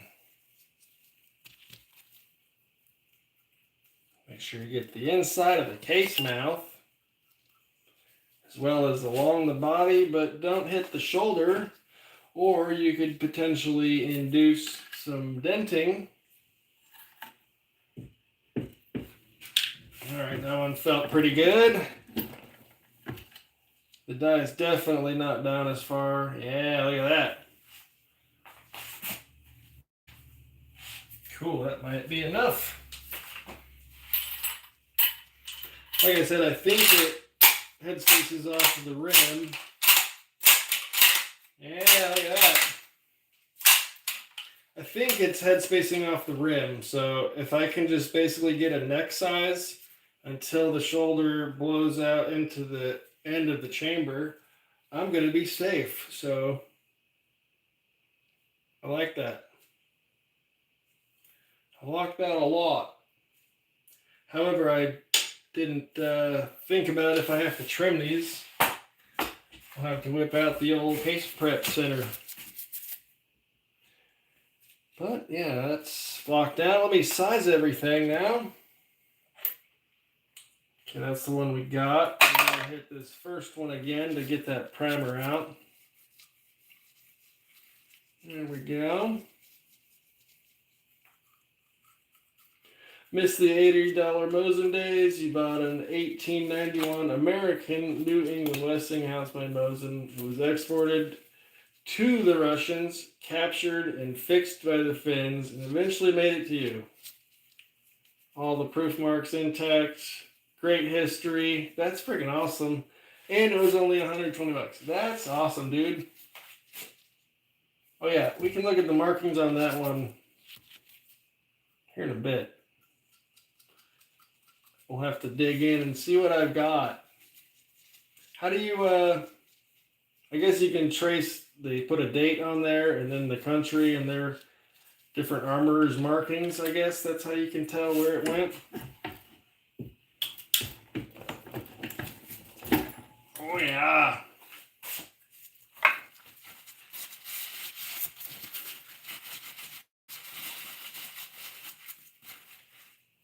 I should probably look at the maximum trim length. However, these just chambered just fine, so I don't think I need to trim. I don't believe I need to trim these. I'll say that, and then there'll be one of them that's way out of spec or something. But yeah, there we go.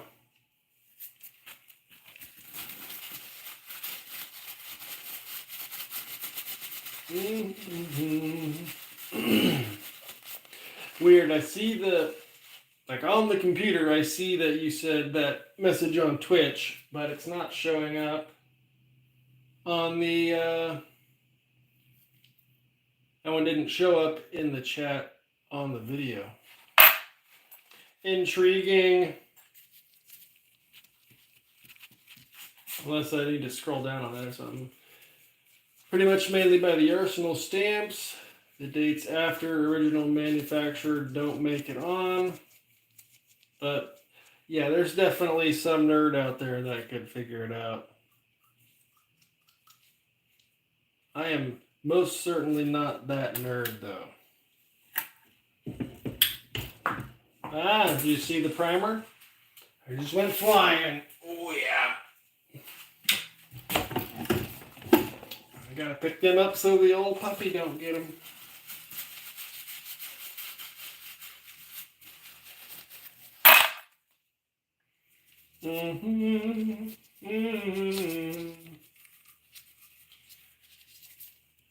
These are actually sizing very nicely. And aside from, so I've got these 20 S&B pieces. Where'd the box of ammo go? Anyways, I've got 20 pieces of S&B brass back here.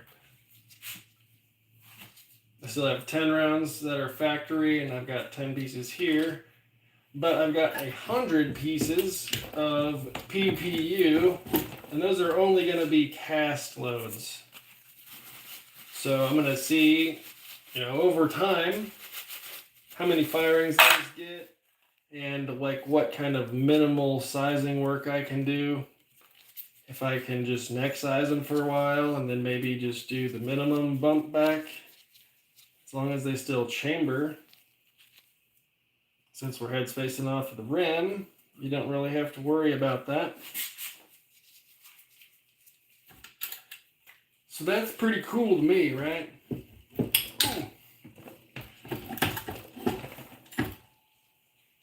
Yeah, very nice. And one good thing about the Imperial Lube is inside your case, I don't think it's actually capable of contaminating your powder or anything like that. And if anything, it might even help your bullet seating with just a little bit less friction. Maybe I made that up, but it makes sense in my mind. Oh yeah. And let me actually measure the ID here. So I've got, oh God, what a mess. What a mess. 0. The ID of our neck should be like 308, which means I can fit a 310 plus bullet in there without too much worry, and I'll have roughly 2 to 3 thousandths of neck tension. So if it sizes the ID down to 308 and I've got a 311, then I have 3 thousandths worth of neck tension. And so this neck looks straight. These other two have little dings on them. So let's see what it blew out to. So it actually, the interior inside diameter here of the fired case is right at 311, maybe 311 and a half. So that tells me the chamber is at least made for 310 or 311 projectiles. So without having slugged my barrel, I think it is a good move to go for the larger diameter. That makes sense? Because if I went for a 308 projectile, it would be underbore by a few thousandths and just kind of flop around down the barrel, which would potentially lead to horrible accuracy. Oh yeah. And on a sort of similar note to the neck tension, if I had kept the 308 expander in there, which actually sizes to 306, that would be a lot of neck tension, and it would probably crush my cases as I went to seat those projectiles. So generally, from what I hear from the experts, 2 to 3 to 4 thousandths of neck tension isn't too bad. But once you get to 5 plus thousandths, that's a lot of stretching that case mouth has to do when you're seating that bullet. And if you have brittle or hardened brass, or depending on the brand, if it's not annealed, that neck might be hard enough to just squish into the shoulder rather than expand out to allow for that wider diameter projectile.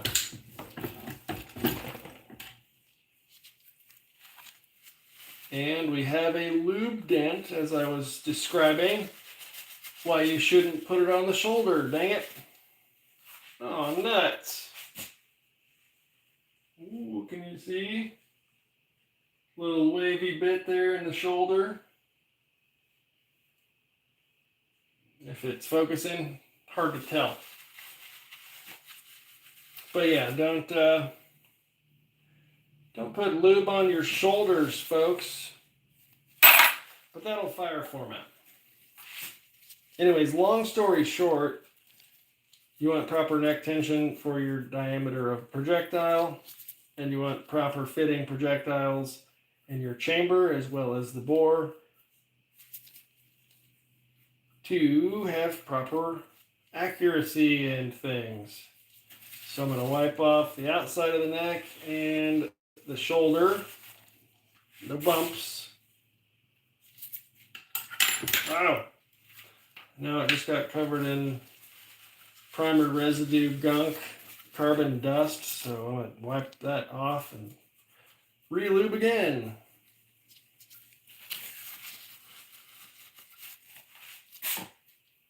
Because I don't want that crusty, grimy stuff going up into the body of my die and then scratching my brass or the die. Alright, so that might have been a little bit residual, but much less of a dent on that one. Bah, I'll shoot it. That's what I'm talking about. Man, you gotta see some of the pretty questionable 223 brass I've loaded up. Like, I have a Ziploc bag specifically for the ones that even I question, but for the most part, a dented shoulder or part of the case, or like it got stepped on and some gravel almost went through it. As long as it runs in the sizing die and there's not a big gouge, it'll fire form out, right? It'll fire form out, right? Alright, look out. Oh, gotta squeeze that back in there. And we're done sizing. How easy was that? Oopsie. Loosen is that direction.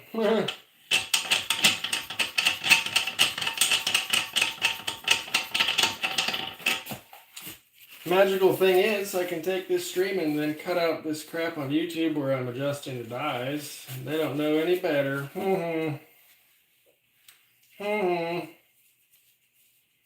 And even if I have to trim it right now, I can cut that part out of the video too, or make it a separate video. And as long as it's in different parts and you don't have the full process, then there's absolutely no way I'm giving instruction on how to manufacture ammunition. Okay, we're done sizing. Ooh, it actually comes with the factory crimp die. That makes me happy. So there's our cedar, but I actually need to prime first. So I need to find my Lee Ram Prime. Ooh, first try, look at that. Remember the sketchy 223 test? That's what actually gave you confidence to not be so damn picky. That's actually awesome. That's sweet. Sometimes I'm like, man, some of these videos have a couple views on them, but I don't know if anybody actually gets anything from it, or if like the stuff that's popular just has stupid entertainment value, or if it's actually educational. So that's cool to know that somebody might have taken something positive from it other than just doing shit for the lulz on the internet. Okay, I'm gonna need you for powder. I don't need this Lee lubricant. I'm not a fan at all. It goes on easily, but if you let it sit, then it kind of gets kind of gross and crusty, and then it's pain to remove and clean off. Let's get rid of that crap.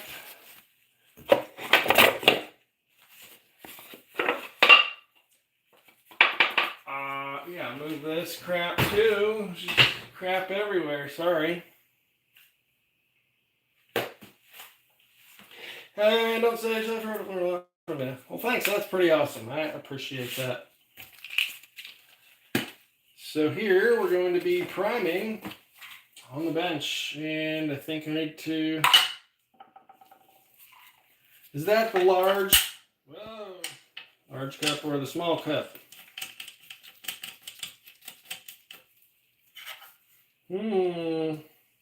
Ooh, I got it right.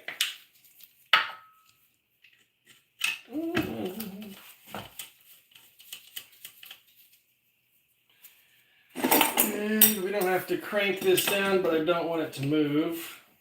So just a nice little snugging up there. Shell holder on top. Awkward primey arm underneath.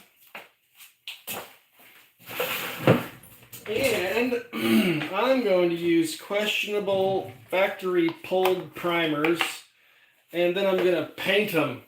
We're going to do some fingernail polishing on these primers. Should we do red, black, or clear? Let me get the questionable primers really quick. Oh God. Where is it? Sorry. I swear I'm a professional. No, I'm not at all a professional. All right, yeah, look at these. Some of these, the anvils fell out, but they're just like randomly in the bag. So, those are pulled primers from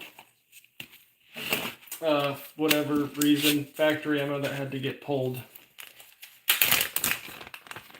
So let's see if we can get enough to prime up our brass. After, of course, we check our trim length, because that's important. Like I said, they all just, not all, the 3 I tried, they all chambered, so that's good to know. All right, don't spill these. What's my trim length here? I think it was 3037. No, the case is 2115. Okay. 2115. And we're actually at 2122. That one's too long. That one's, wow, 10 thousandths shorter. No, 6 thousandths. That one's 2114. So that one's 1 thousandths under. That one's 6 thousandths over. Intriguing. That one's 2 thousandths over. A little bit over. Way over. You know, I only have 10 of these. I could probably do it by hand with that nifty little Lee tool. Yeah, these are all barely over. Seems like this just became a Lee stream. We got Lee dies, Lee ram prime. We're going to do the Lee trimmer, which I have hiding here because I was going to use for 308.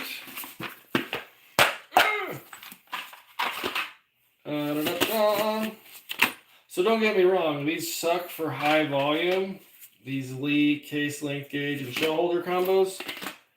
However, I am a big fan of them for small batches, like less than 50 cases. They're great. I don't know what shell holder that is, but I need this one. So for $5, you can collect one for all your cartridges. Oh, we got some link spammers. Likely ban evader. I'm gonna block yo ass. We got bots.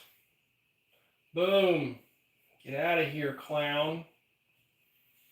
Where'd you find those things? What, these things? They're like everywhere, dog. All of your all of your populars. Whoa, did YouTube fall out?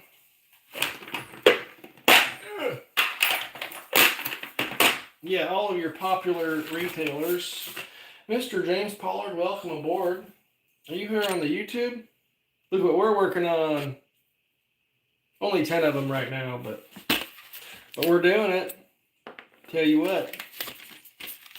Ugh. So yeah, this setup, you get the cutter. This comes in one box. You buy one of them and you can use all the other shit. And here is the case length gauge, which is set to bottom out here through your primer pocket.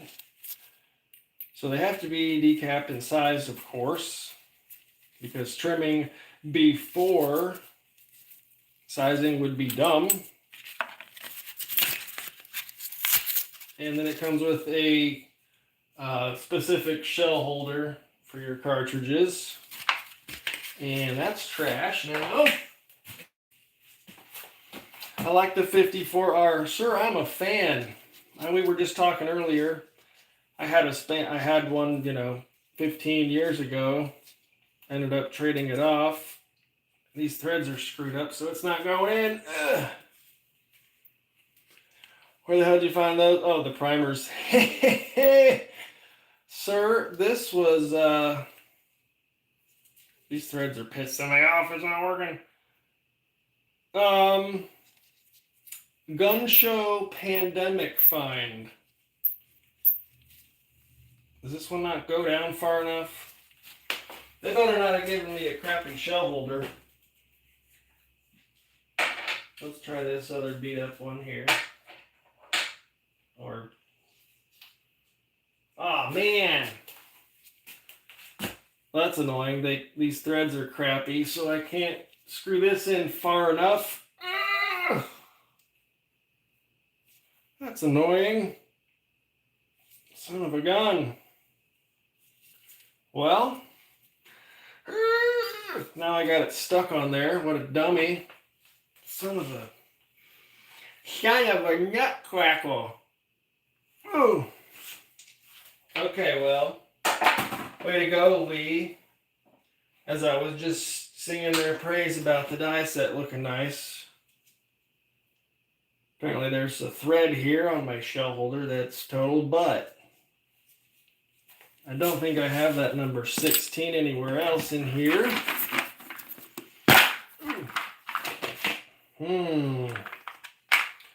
4 is for a 223. And I've got several of those because 300 Blackout and 350 Legend. Number 11. Number 19 is for 9mm. Number 1, I think, is 308. Number 2 is your 38 specials, I think. And the 33's got number 3. Dang it, brothers. My case length gauge has foiled me. But we're going to just cheat. We're going to cheat and just see how much we need to take off. I only need to move 5 thousandths out of here, so I can just go and stop once I pass the maximum and call that good.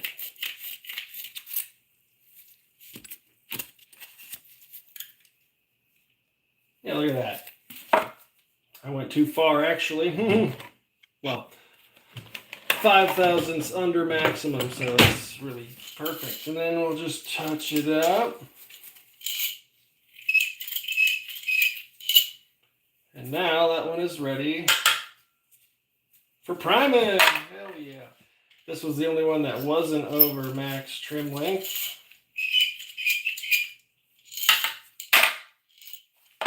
Cool. That one's like a turn away. We'll just do a couple rotations just to make sure. Yeah, wow. Those like 3 passes I did, it's almost 1 thousandth per turn, if not a little more.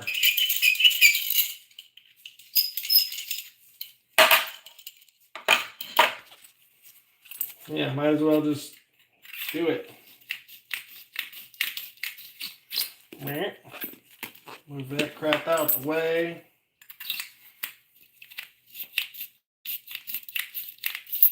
So yeah, the primers, sorry, I got distracted.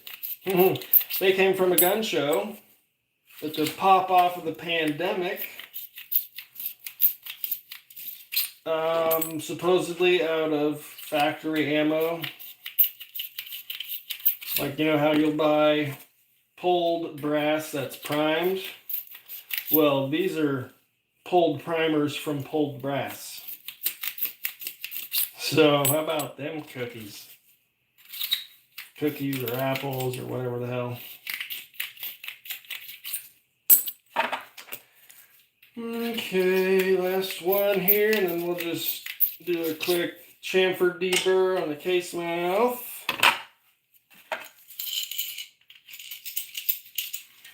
Boom.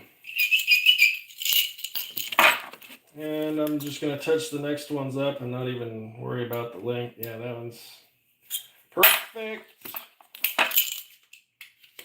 So James, what jacketed bullet are you going to be loading up for your Mosin? I know last night we just started barely talking about it. And I'm doing these 180 grains. What are you going to be Mosining? Because you said you needed a jacketed load. I think you said yours were 310. Maybe? I'm loading the 311s, Spear Hot Cores. Should be a pretty awesome, maybe like a brush gun sort of thing, like a deer setup.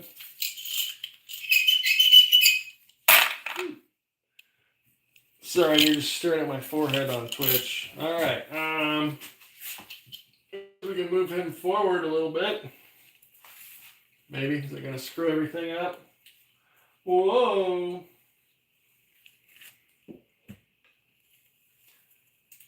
Whoa. I could probably come in from the other side here, but this is fine, right? Can you see what's going on? It's crooked as hell. Sorry. Oh man, I'm gonna have to turn the whole stinking camera around. I'm going for it. We're coming to the other side because we're on the different press. Oh God. Hope I don't unplug it because I've got this like 30-foot. Ooh, what if you had the upside down backwards desk angle?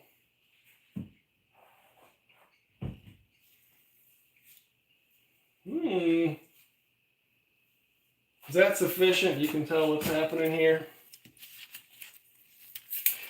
Don't know what bullet? You need a 311. Fair enough, sir. Fair enough.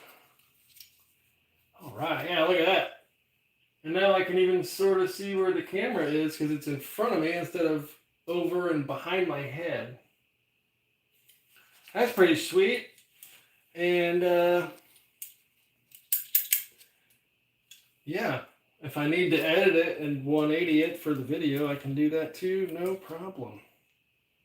Okay, well now I got some shavings down in the neck. So I kind of want to just hit those real quick with the old paper towel. That's awesome. Hey, if they go banging, you can find the anvils. I say, why not? Yeah, they all definitely have the anvils. They're just in the bottom of the bag there. And if not, I have like a zillion anvils from literally any spent primer.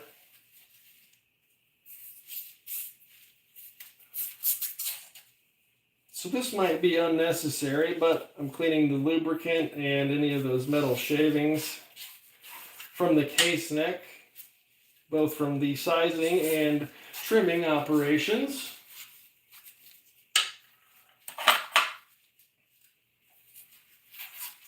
And that is to just avoid any powder contamination or an interference with seating our bullet if there's any chunks of brass stuck in there.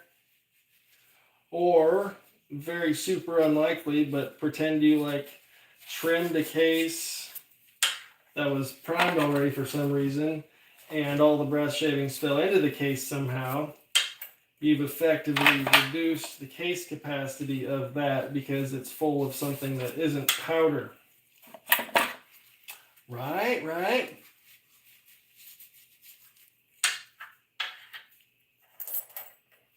But yeah, overall, I'm fairly satisfied with these primers. Although you'll see when I go to install them, they're going to be loose. So we are going to fingernail polish them into place. So should we use red, black, or clear?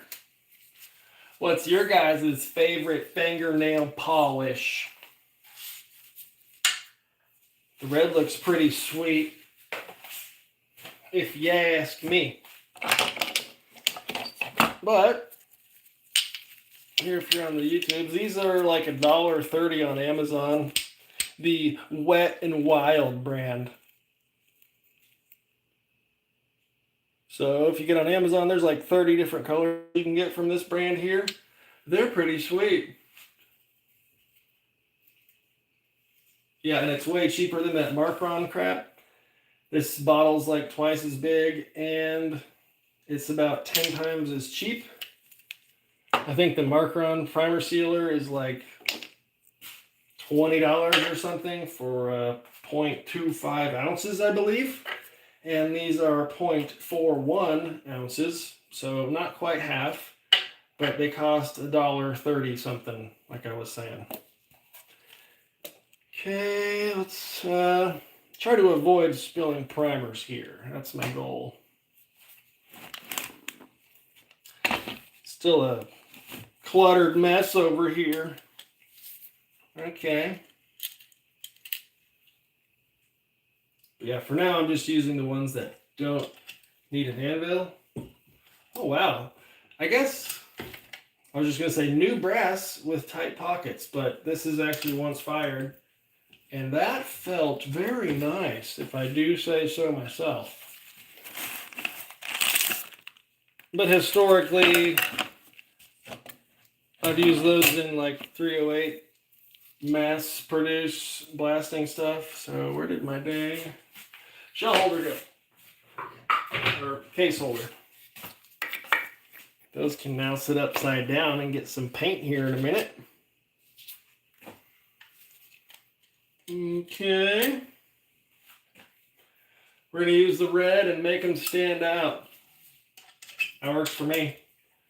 Good enough explanation, sir. And now that I made a big fuss about them being all undersized because they already came out of new brass, these are actually priming way better than I've ever previously experienced. And that Ziploc bag was pretty full.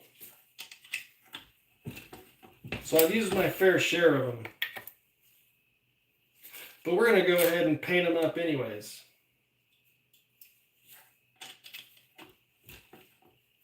That one felt a little bit looser, and I know it's not this brass.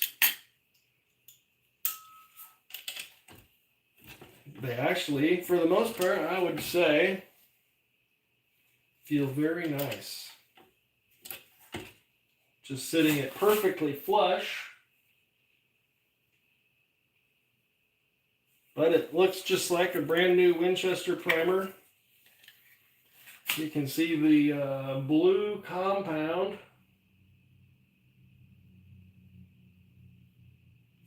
And eventually I'll just get down to the ones that need the anvils and use those. I test loaded a handful of them just to see if they work, because I've never had to re-anvil a primer before, but they all work just fine. I did a batch of like 50 or so just to see if they would work. That's quite a large test batch just to see if something goes bang, but you get the point. It ended up into some good old dude bro mag dumping.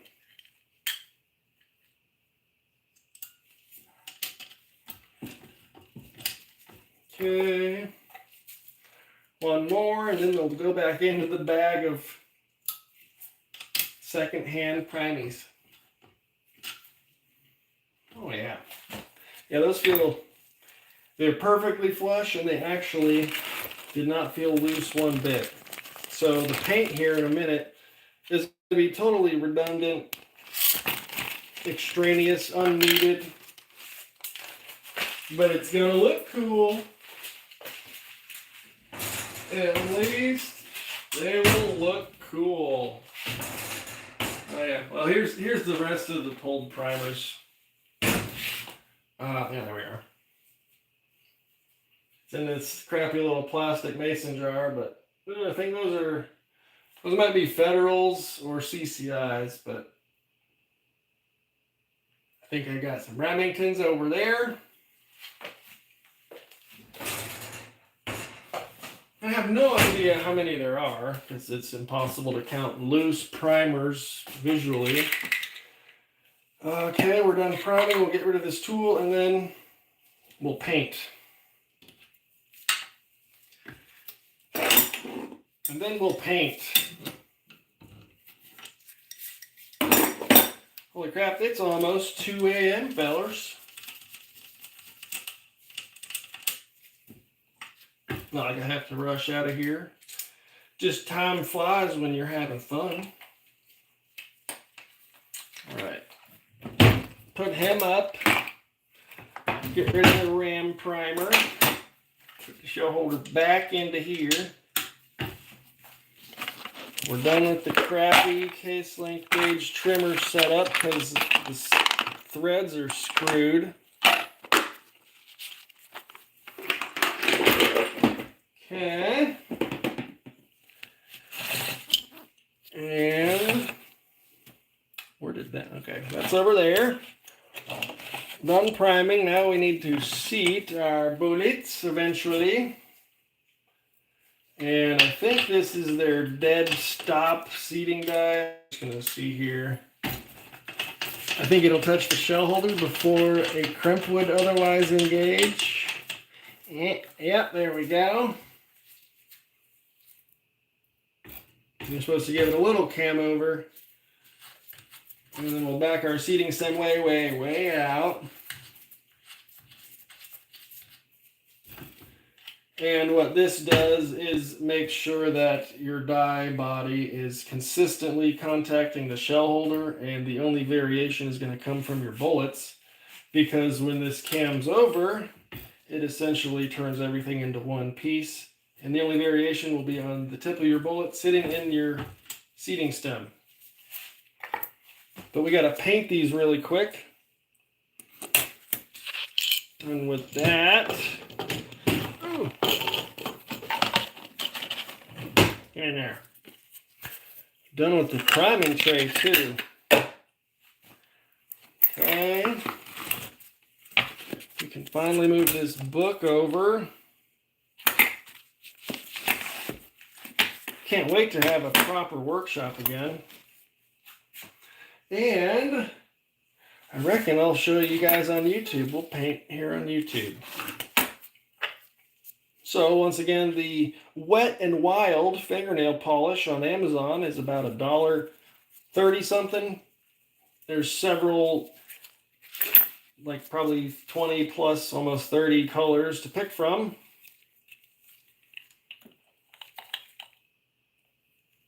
And we're going with red. Focus, and then you just want to get a dot on there and cover that primer. Apparently there's motion in the backyard. That means that there's a spider on the camera. And you want to be pretty liberal there and let it spread out. It'll seep into that crack around the primer. And then when it dries, it actually just comes out flat and no problems at all. So I like to go on pretty heavy. Let's see if I can do this from the camera. Big old blob there, and then let it seep into the crevice. And then if it looks thick, don't worry, it'll dry out perfectly flat. Yeah.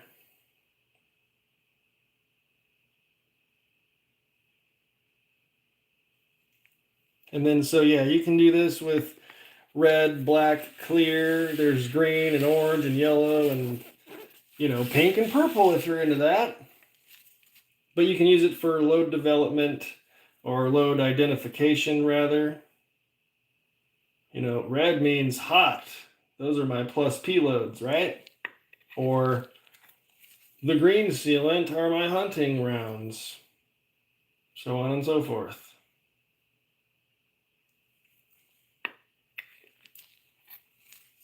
Probably still got enough on the brush there. I would rather be a little thick with it. I say thick, but it still dries out completely flat. I would rather go on heavy than have it thin out and not completely seal that little crevice.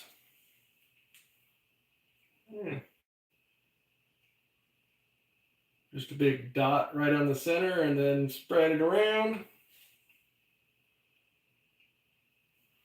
And if you need to seal these from moisture, or like I'm doing, keeping in primers that are supposedly undersized or under diameter, they'll work perfectly for that too.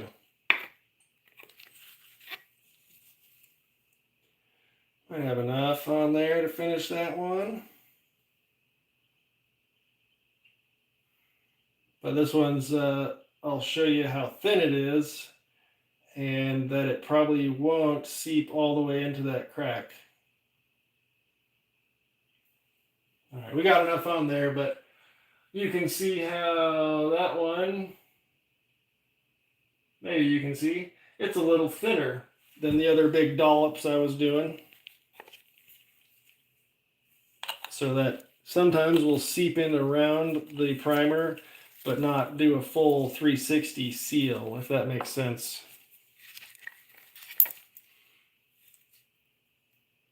And it's not like the prettiest thing ever, but I really don't care about that. I am a function over fashion kind of guy. So yeah, there's red, but I've got black or clear to use. And those will probably take a minute to dry. No big deal. Let's review our powder. What kind of powder are we doing? Make sure our dye's set. Got the dye set. Let me go ahead and get some bullets out here. We'll set them next door to our... Ooh. Let's actually compare some of our projectiles here. 179.7. 179.8. Oop, jump down to 7 there. 179, that one's light. I'm going to segregate him. 179.8, that falls in perfectly. Oopsie. 179.6, that's our lowest one so far, but it's definitely not an entire grain short like that other one. 179.2, another light one. 179.9, we'll take it. 179.5, we'll take it. Yeah, so far the ones I'm keeping are all within 4/10 of a grain, which is pretty consistent, I would say. There's a 0.4, I'm going to throw it out. And this 179, still a little light. 179.6, keeper. 179.6. All right, one more. Oh yeah, 179.8. And I generally don't ever sort bullets, but I was just doing this while we were waiting for that nail polish to dry. Let's check some diameters. And I really hate these calipers, but it looks like, aside from the calipers being about a half thou off, if I get it just perfect, it's 311. Shit, I just threw that one back into the box. Haha. -ha. Well, gotta find one more then. 180, 178.9. Man, that one's short. 179.2. My bad. 179.8. Okay. Is that dry yet? Probably dry enough to use it over the shell holder. But you can see now that it has settled down into the primer pocket and sealed in that gap. That's nice. I'm going to show you guys over here.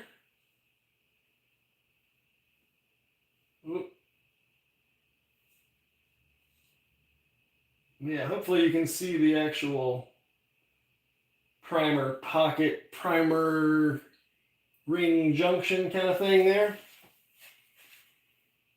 as it dries and seeps into it.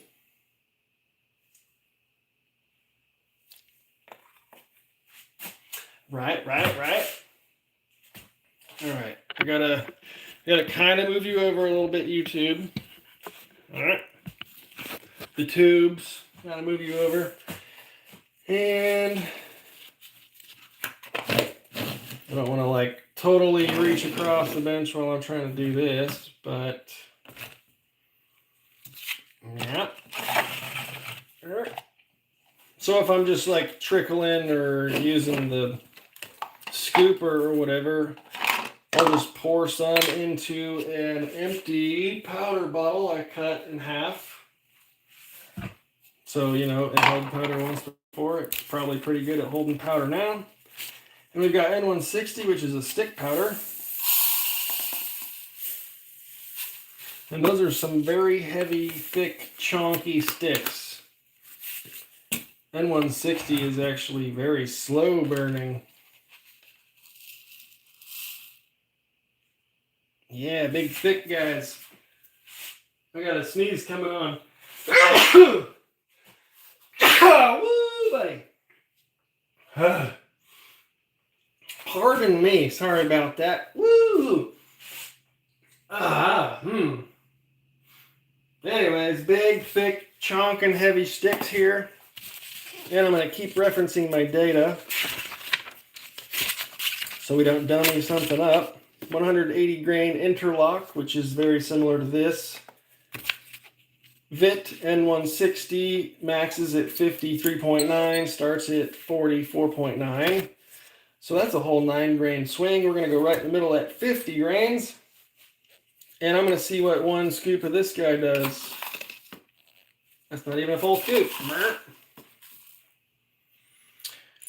Can we get a 50? Do we need a 50? All right. These big old sticks are pretty easy to trickle up to. And if I'm within a couple tenths, I'm just going to be okay with it.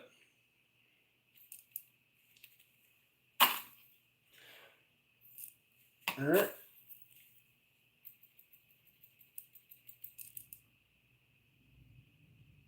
Bonk. Sometimes you got to tap it to wake him up.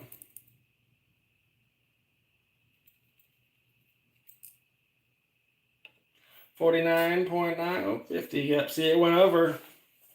50.1, I'll take it. So let's just double check that it's pretty dry looking. Yeah, we'll take it.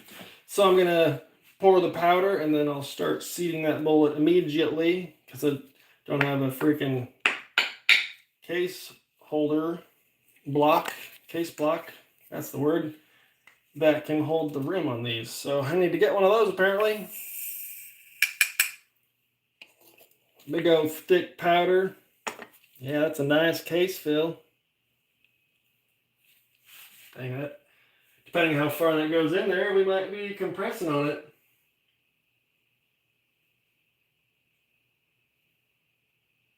Yeah, you can see it right up there. Not quite to the bottom of the case mouth, but somewhere near the shoulder. And we got a bullet. Wow.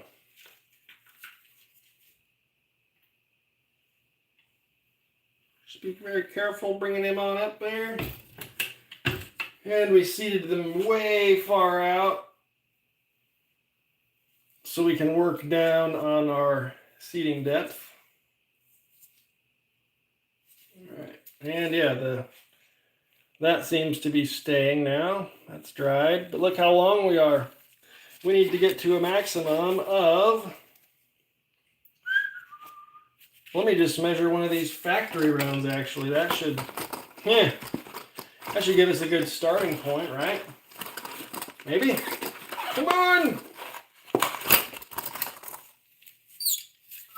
Except these have a spot for a cannular, where mine did not. 2.855. 2855. Hornady says 2790. But I'm using a spear bullet, so 2855 sounds better. That's longer, so that would be less pressure potentially, and closer to the rifling, which would be less of a jump. So in my mind, that sounds good. And we are super long here at 2.997 actually. And there's not a lot of that bullet in the case so far. Look at that. You can kind of see where it's bulged on the brass. He needs seated into about there. Sure, it's hard doing this thing backwards. So you can see a slight bulge where the case is started, where the bullet had started to seat. And then we're only in that far so far. So we'll come down quite significantly. Wow. So what are we going for? 2855, I think I said. Well, there's 2955.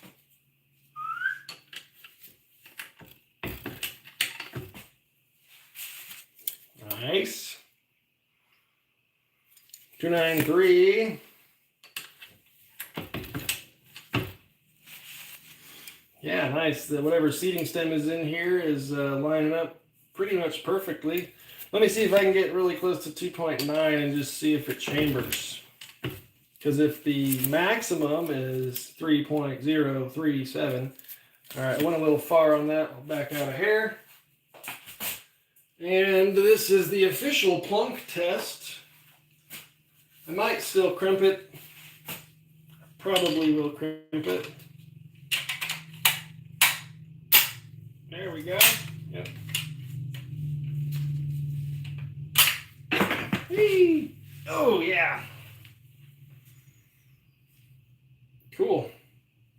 Yep, we'll just have to put a light crimp on that just because, you know, crappy World War II bolt action. And, well, if I don't get it stuck right here. Come on.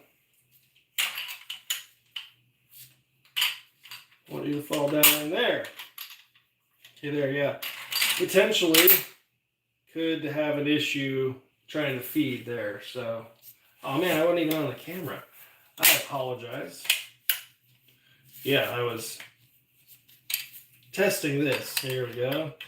It feeds. All right. And it closes easily enough. If I was actually running it, that would work just fine. Sweet. So, yeah, gotta move that, and we'll work that direction.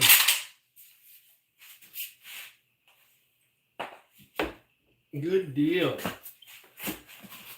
I'm just gonna do this little scooping thing a bunch of times now.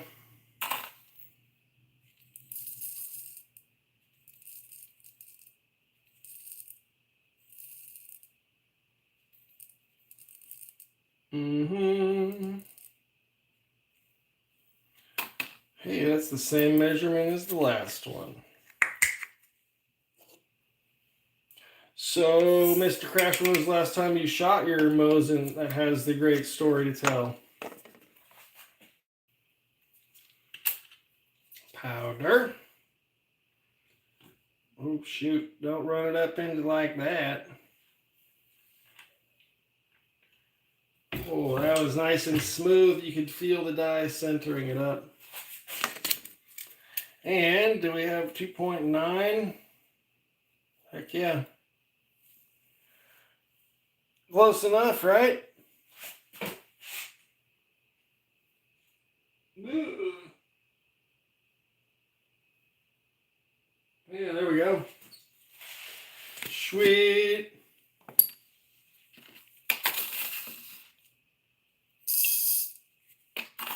Drop some.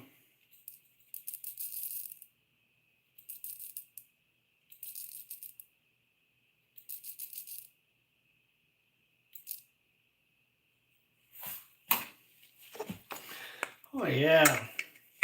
See, this scooper is not as slow as some people make it seem, but it's really frustrating with ball powders. Because most scales take like a certain amount of change to actually start registering again. And so if you're just dumping a little waterfall of ball powders, that often is not enough to trigger it to notice and take a new reading. But if you're dumping these big chonky sticks in here, it's much easier to actually trigger the scale to start reading.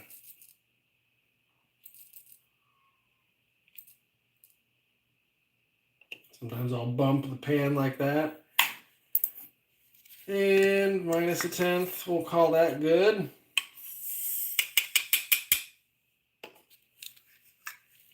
Yeah. This is actually loading up very smoothly.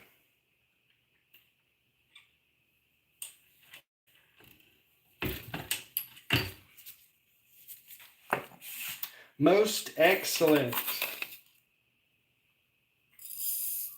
So yeah, James, I went with the 180 grain just because that was the factory ammo I had on hand. But I believe Spear also makes a 150 of the same kind of profile, kind of the round nose, hot core style. 150 grains, you can get those moving a lot faster. You got PPU, there's some hot loads. Those S&Bs did not seem that heavy. I didn't have the chrono out, but if Hornady's saying we should be hitting 2600 with a full-length barrel, I really don't know how close I was to that with something that's 10 inches shorter. But I'm going to be shooting the 312-155 more than any of it, I'm sure. The cast loads, and probably just a nice little charge of Unique or Red Dot or any of those, really. I would like to try out some PPU ammo because I have factory new PPU brass. I hear that's good stuff. I might have heard it from you, but I've never really heard anything really bad about it.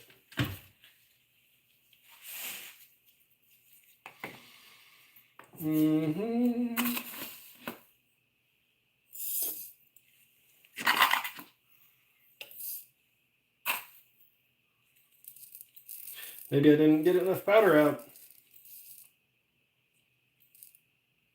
Well, perfect.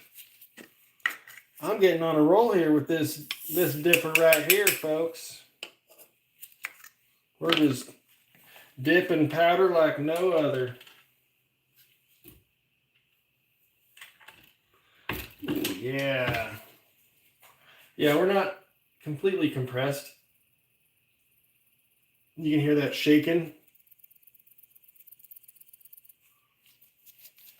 Mine are 150 grain. That feels like a 300 mag. Dude, that's excessive. I shot some 300 Win Mag at 300 yards one time. It was excessive, to say the least. I think those were 220 grain loads or something. But shoot, how fast is a 300 Win Mag shooting at 150? Is that going like 3,200 or something silly? Excuse me. Little hiccup. I feel like a 300 Win Mag shooting 150s That's just ridiculous.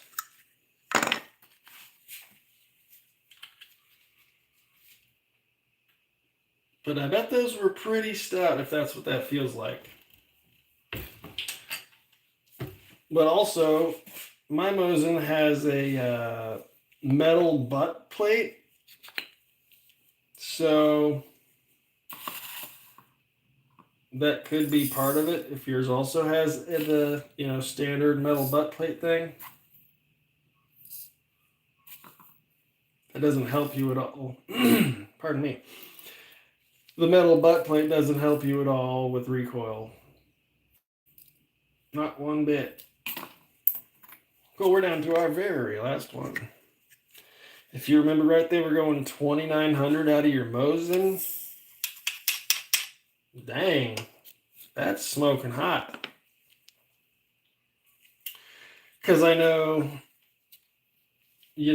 I pushed some 150s up to 3,000 in my 308, and I was like, man, he's got to be doing something crazy. And they shot like crap, but I didn't see any pressure signs really. There wasn't a stiff bolt lift or anything like that, but they certainly shot like crap. So I much prefer accuracy over speed.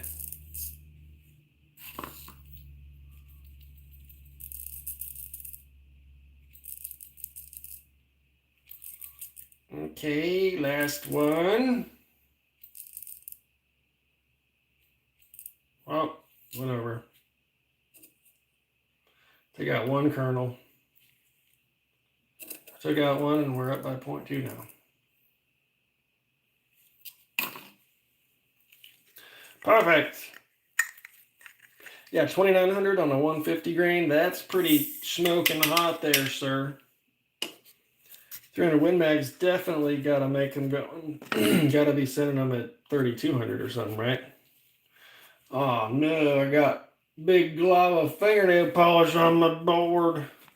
That's why the big globs need time to dry, I guess. Oh, well, last one. Last one here. Then we'll just do a light crimp. Let's do a light crimp. Yeah, I'll just smudge that all around there. That's how some of them look from the factory anyways. It's just caked on like they ran it over a paint roller or something. All right, I'm sure that's not the last time that will happen. So,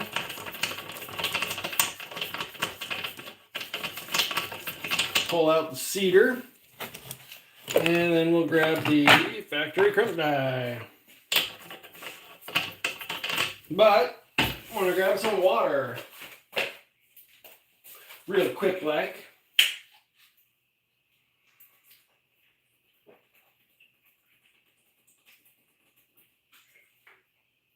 Yum, yum, yum. Sure, I was a little parched there. Okay, factory crimp die. I'm not doing anything excessive on this. It's not an auto loader. It's not doing anything crazy. But I just want to give it a little bit of a squeeze. Yeah. All right, that's like a third of a turn. And I would say that that is sufficiently crimped. Whoa. Yeah, anyways, not a whole lot of crimp there, which is good for me. I do need to lock this lock ring though with the disliked lock ring. Yeah, that's perfect there. Just a little squeeze.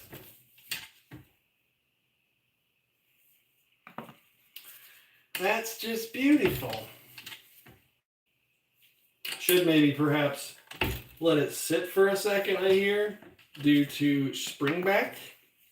So yes, you want to hold, and this will help the brass stay there rather than just doing a quick bleh. and it kind of springs back by some non-zero number.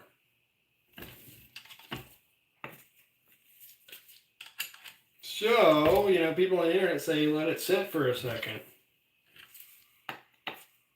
Notice I'm not doing the double dip either. Dip and turn and then recrimp. Whoa. I mean, that in my mind was probably doing the same thing as is when you just hold it for a second to prevent spring back. But if you do this and then turn about a third of the way or a quarter of the way, it does a very fine crimping job. Last one. Heck yeah. They're beautiful, except for this stain I put on my block. But yeah, you can see those dried up pretty well, except for that one that I screwed up on purpose. So these should be moving approximately 2,300 out of someone's Mosin, not mine probably, but there we are. Cool, good deal. So potentially, range day tomorrow. You'll have to be on Twitch though, because I'll only have my phone and you can't show a firearm on YouTube. So potentially, midday sometime around noon or mid-afternoon, we might be doing a range day from Twitch. So stay tuned for that. Probably be doing a bunch of 300 Blackout, couple mag dumps with the 110 vmax. And just some plinking around with the new 7.5-inch build. And cool. I think that's going to wrap it up. I got to put my powder away. We'll download this and chop it up into a few videos for YouTube. So that would be cool. Especially this Mosin. I haven't done any of that on the channel yet. So maybe that'll be kind of cool. Some people can bring in their ideas on where we should go with it or what kind of cast loads to do. I do have the 311 185 Lee mold, or maybe it's 312 185. I want to try that. That should be a good one as well. I could probably get that right up to 2,000 feet per second and probably find a pretty good load there. So that should be fun. But anyways, thanks for hanging out on a late Saturday night, Sunday morning. It's 2 in the morning here. So thanks again, guys. We will see you in the next video or live stream. Have a good one.